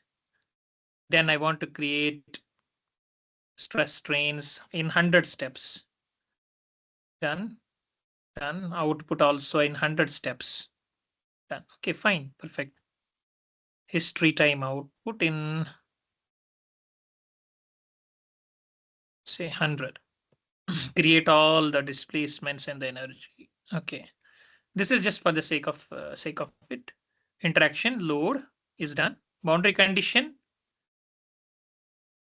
I have to create a new boundary condition. Although I have already done it, but that's in step 1. But I can say, I can call it as you should propagate. This in step 2. Take to region and caster. Since it's not propagating to step 2, what I'll do is I'll create another boundary condition. Done. I'll select these.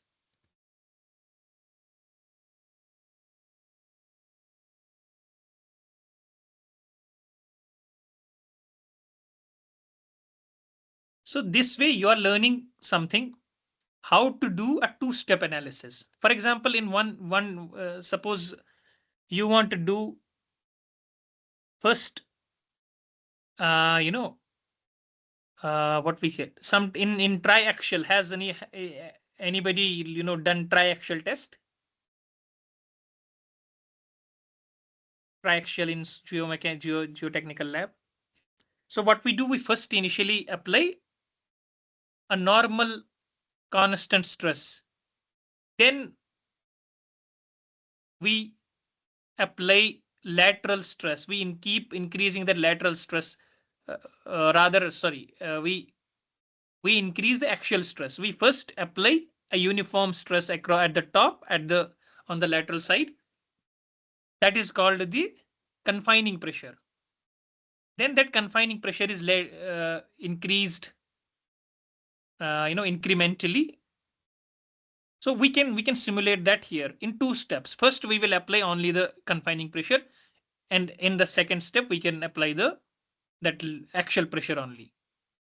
So different. For example, you want to do temperature analysis. First, you want to give a fire kind of a thing to a beam. Then after that, after fire is done, you want to do a axial loading on a column. Let's say it was a column. To check the post-fire resistance, so you have to do it in multiple steps. You got my point? Yes, sir. So here the purpose was not that. Purpose was, since we have already created, we have already done one thing. We want to do the same, or like we want to do another analysis on the same thing. Why to create a new geometry? We can just do analysis on the same thing. So assembly is done, mesh is done, job. Now there will be two steps, dynamic. In the first step, eigen modes will be calculated. In the second step, dynamic analysis will be done about it.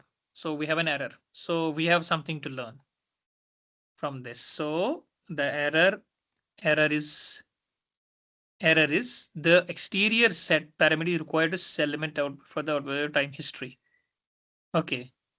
So time history, I have created a problem again. So let's delete this. Delete.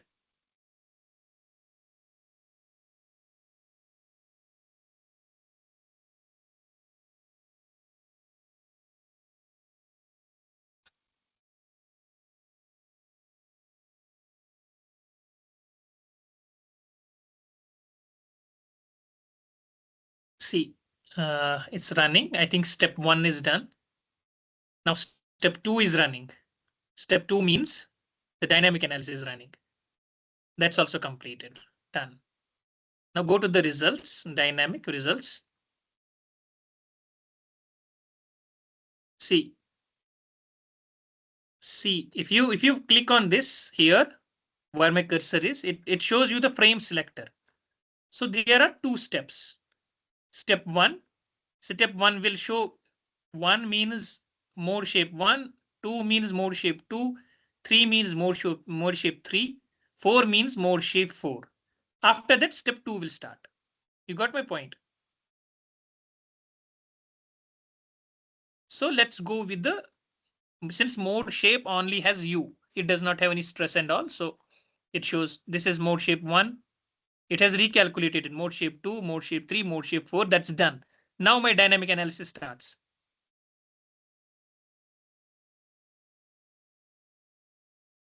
Oh, 83 mm is the deflection. That's why it's actually maybe exaggerated a lot. 1.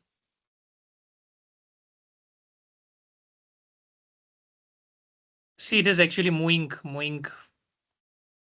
It's moving a lot.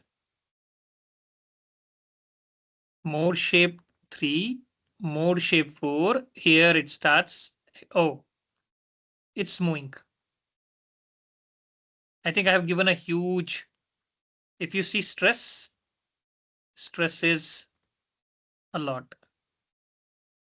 It's, I think It's not taking any stress, it's just moving. That means my boundary conditions are not appropriate. You got my point? Like, why do I say my boundary conditions are not correct? Because the whole panel is moving. We need to whole panel allow is the moving. That vertical means, deflection. So my this stresses are very, very small. That means it's moving. It's not generating any stress. That means boundary condition is a problem. That's how you should build this intuition of like, where does my problem lie? So I will go back to the load boundary condition. Yeah, I have again created boundary condition in step 1, not in step 2. So step 2 has no boundary condition. So what should I do? I will delete. I will delete this. I can propagate it, but let's delete it. Create a new one, and here select step 2. Now I can say continue. I'll select all these edges. I'll rotate here. If you tell me, we can in the afternoon, we can discuss more on creating geometries. Maybe because there are students who have a problem with, so we can create more geometries, because creating geometry itself is an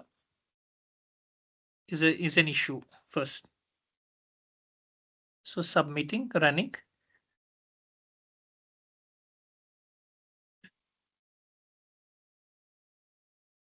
Step 1 is done. Step 2 is running. It's done. It's completed. Now we should get some reasonable results. So here, this is my mode 1. Oh, where is my step? Okay. So we will go to U. This is my mode shape 1, mode shape 2, mode shape 3, mode shape 4. It's done. Now it's the base model. It's now from here on, the real work starts. This deflection is 0.001. That means load is very, very, it's only up to 0.01. Time is 0.01. That means it's very small magnitude, and stress is 0.14. So maybe I need to increase loading because it's a very thick. Or for that, for now, what I'll do is I'll increase. I will run it for a longer time. I will run it for 100 seconds instead of, let's say, post blast response is there, or post, it's a kind of a blast wave only. I have increased the simulation time. Maybe responses like the peak responses after the blast.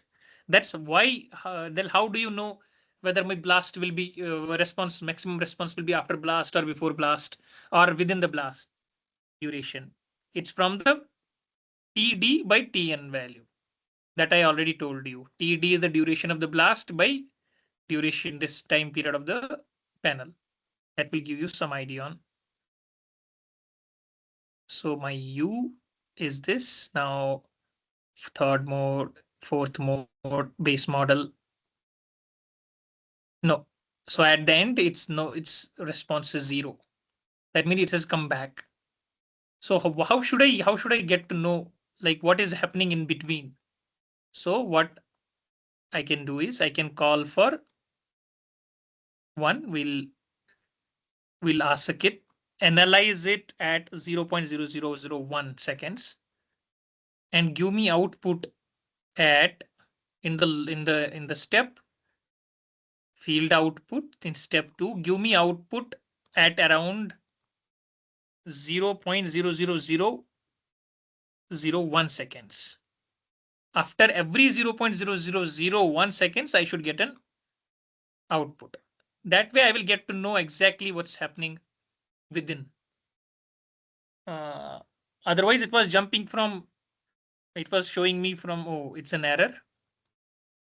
The number of time points at which output restart will be rewritten at is 1000. This is the minimum number of ingredients that's required. Okay, I need to increase the maximum time steps in the step. See, I am asking him don't go above 1000 time increments. But I am saying it, please analyze at 0.001. So if it is using this time increment size, it has to go above 10,000. So I will give it as high as possible. Now let's see if it is able to run. I hope you're getting me what I'm trying to do. Yeah, yes. It's I think it has started. Yes, it has started running. Step 1 is done. Step 2 might take some more time now because I'm analyzing it at very small intervals of time. And I can, even if it's running, I can go to the results. I can see what's happening. I will go to U. See, from here, it's okay. Now see, I'm analyzing it in, you got me what I'm doing. It was jumping from like the start to the end or way to end where it was coming back to original because it's an elastic problem. Once the load ceases, it will come back. See, its deflection is very, very low because the load is actually low for this panel. It's a 1 meter panel with 4 megapascal getting applied. I think it's low value only. And 23 megapascal is the stress. So what is the difference between static and dynamic? If I do the same problem but with a static in the step value, I will do static. What will be the difference in the results? What will be the difference in the results?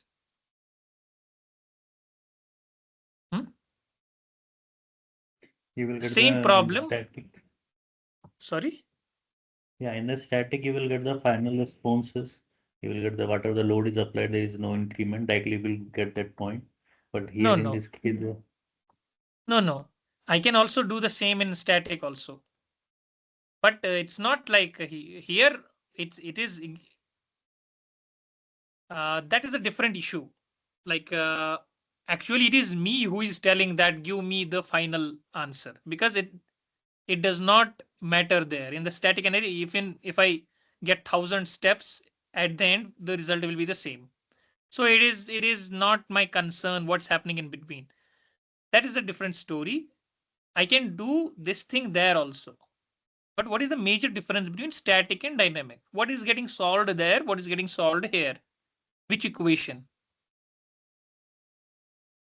For example, in terms of stress, if I apply the same stress statically, let's say I'm getting 9 there, I'm getting, let's say 10.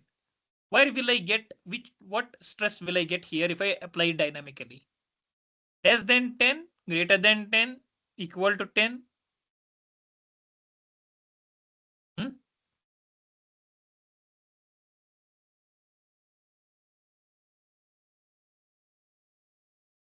See the dynamics here. It will start vibrating. It will gonna change with the time, obviously. No. What I mean is final answer. Let's say peak stress there and peak stress here. Peak stress there I got, since there's only one peak stress that was, let's say 10 megapascal. Now here is it going to be lower, equal? Although there will be vibrations, like suppose this will be increasing, decreasing, increasing, decreasing. This is a dynamic. Yeah. But there will be one peak value. Both the values will be same. Okay. Then what is the point of doing dynamic analysis? Why don't we, when we design against earthquakes, that's a dynamic load, for example. Why don't we do it like one static load equal to the dynamic, what is the earthquake load, and do the analysis? Dynamic will give higher peak stresses. Maybe because in dynamics, we consider that inertia effects or damping, which we don't consider in static analysis. Good. Anyone else?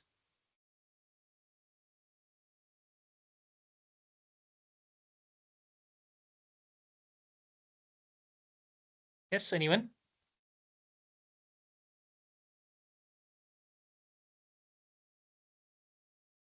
Have you heard about the word dynamic amplification factor?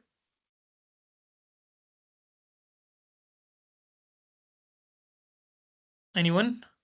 Do you know dynamic amplification factor, DAF?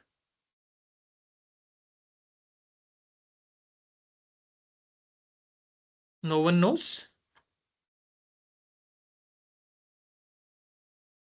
No one knows dynamic amplification factor? I think There are this around might 50 people. Huh? it's like yeah, it's a dynamic amplification is like it's a comparison between that static and dynamic loading, how the load is applied to the structure, the ratio for that. Anyone else? Yeah, you're close, but you're a bit. Like you can say it's a like a response of the structure when you're doing the static and dynamic analysis. Yeah. It's related to the response.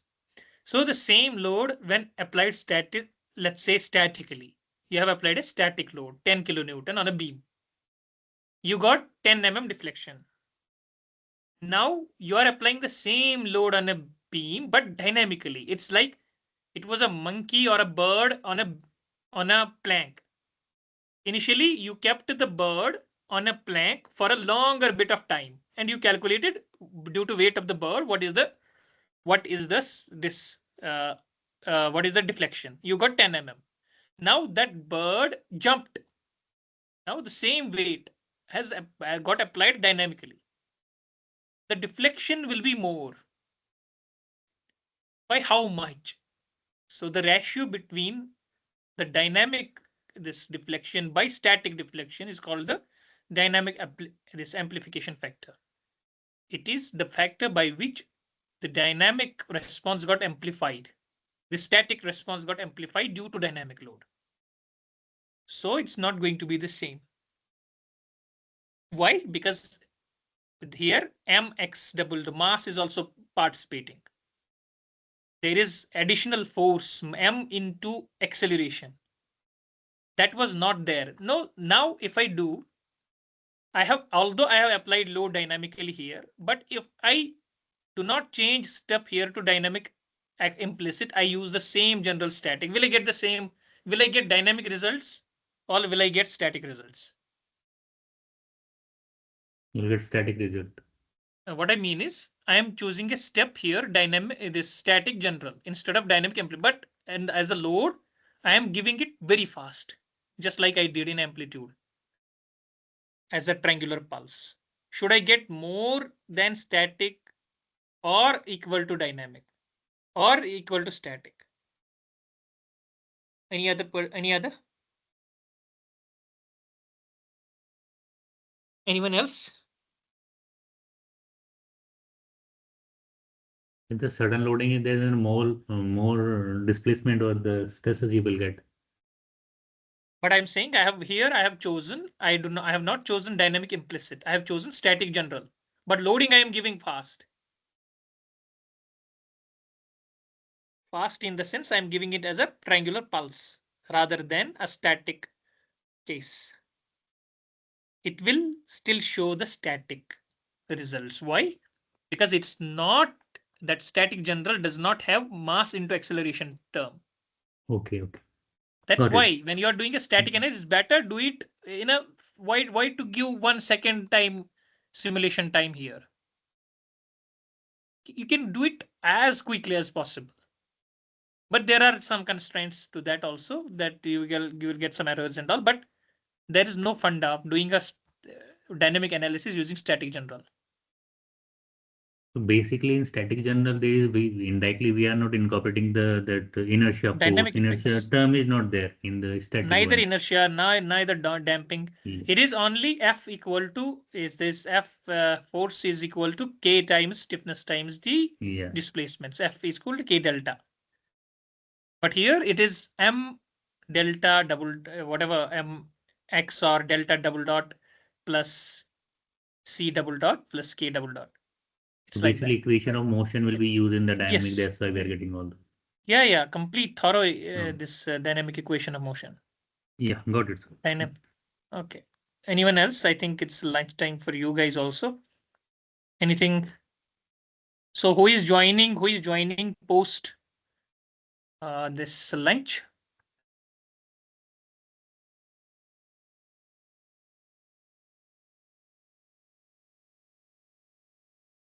Will be just put in the chat box.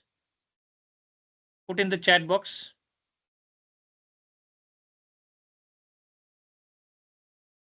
Just write yes. Yes or no.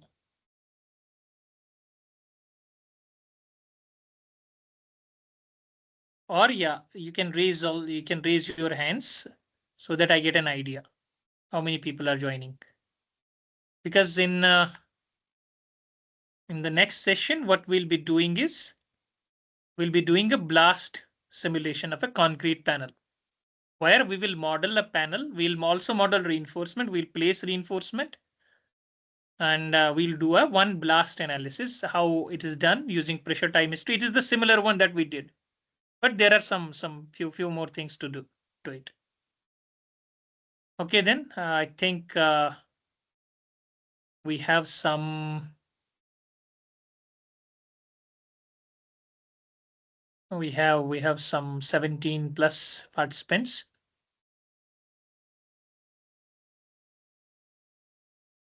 So try to attend. Else, if there are like if there's least participation, we can cancel the session. But even if there are 5 to 10 people, we'll go ahead. And also we can see you tomorrow as well. It's for your benefit only. Let's go with. I think let's go with the session, and let's see you at 2 then. Please meet at 2. Join at 2. Say yes or no. At least say Okay, something. sir. Okay, We'll have sir. lunch. Okay. Thank you. Okay. Yes, sir. Thank you. See you after lunch. Thank you, sir. Thank you, you. sir. Yeah, thank you. Join using the same link. I'm leaving for now.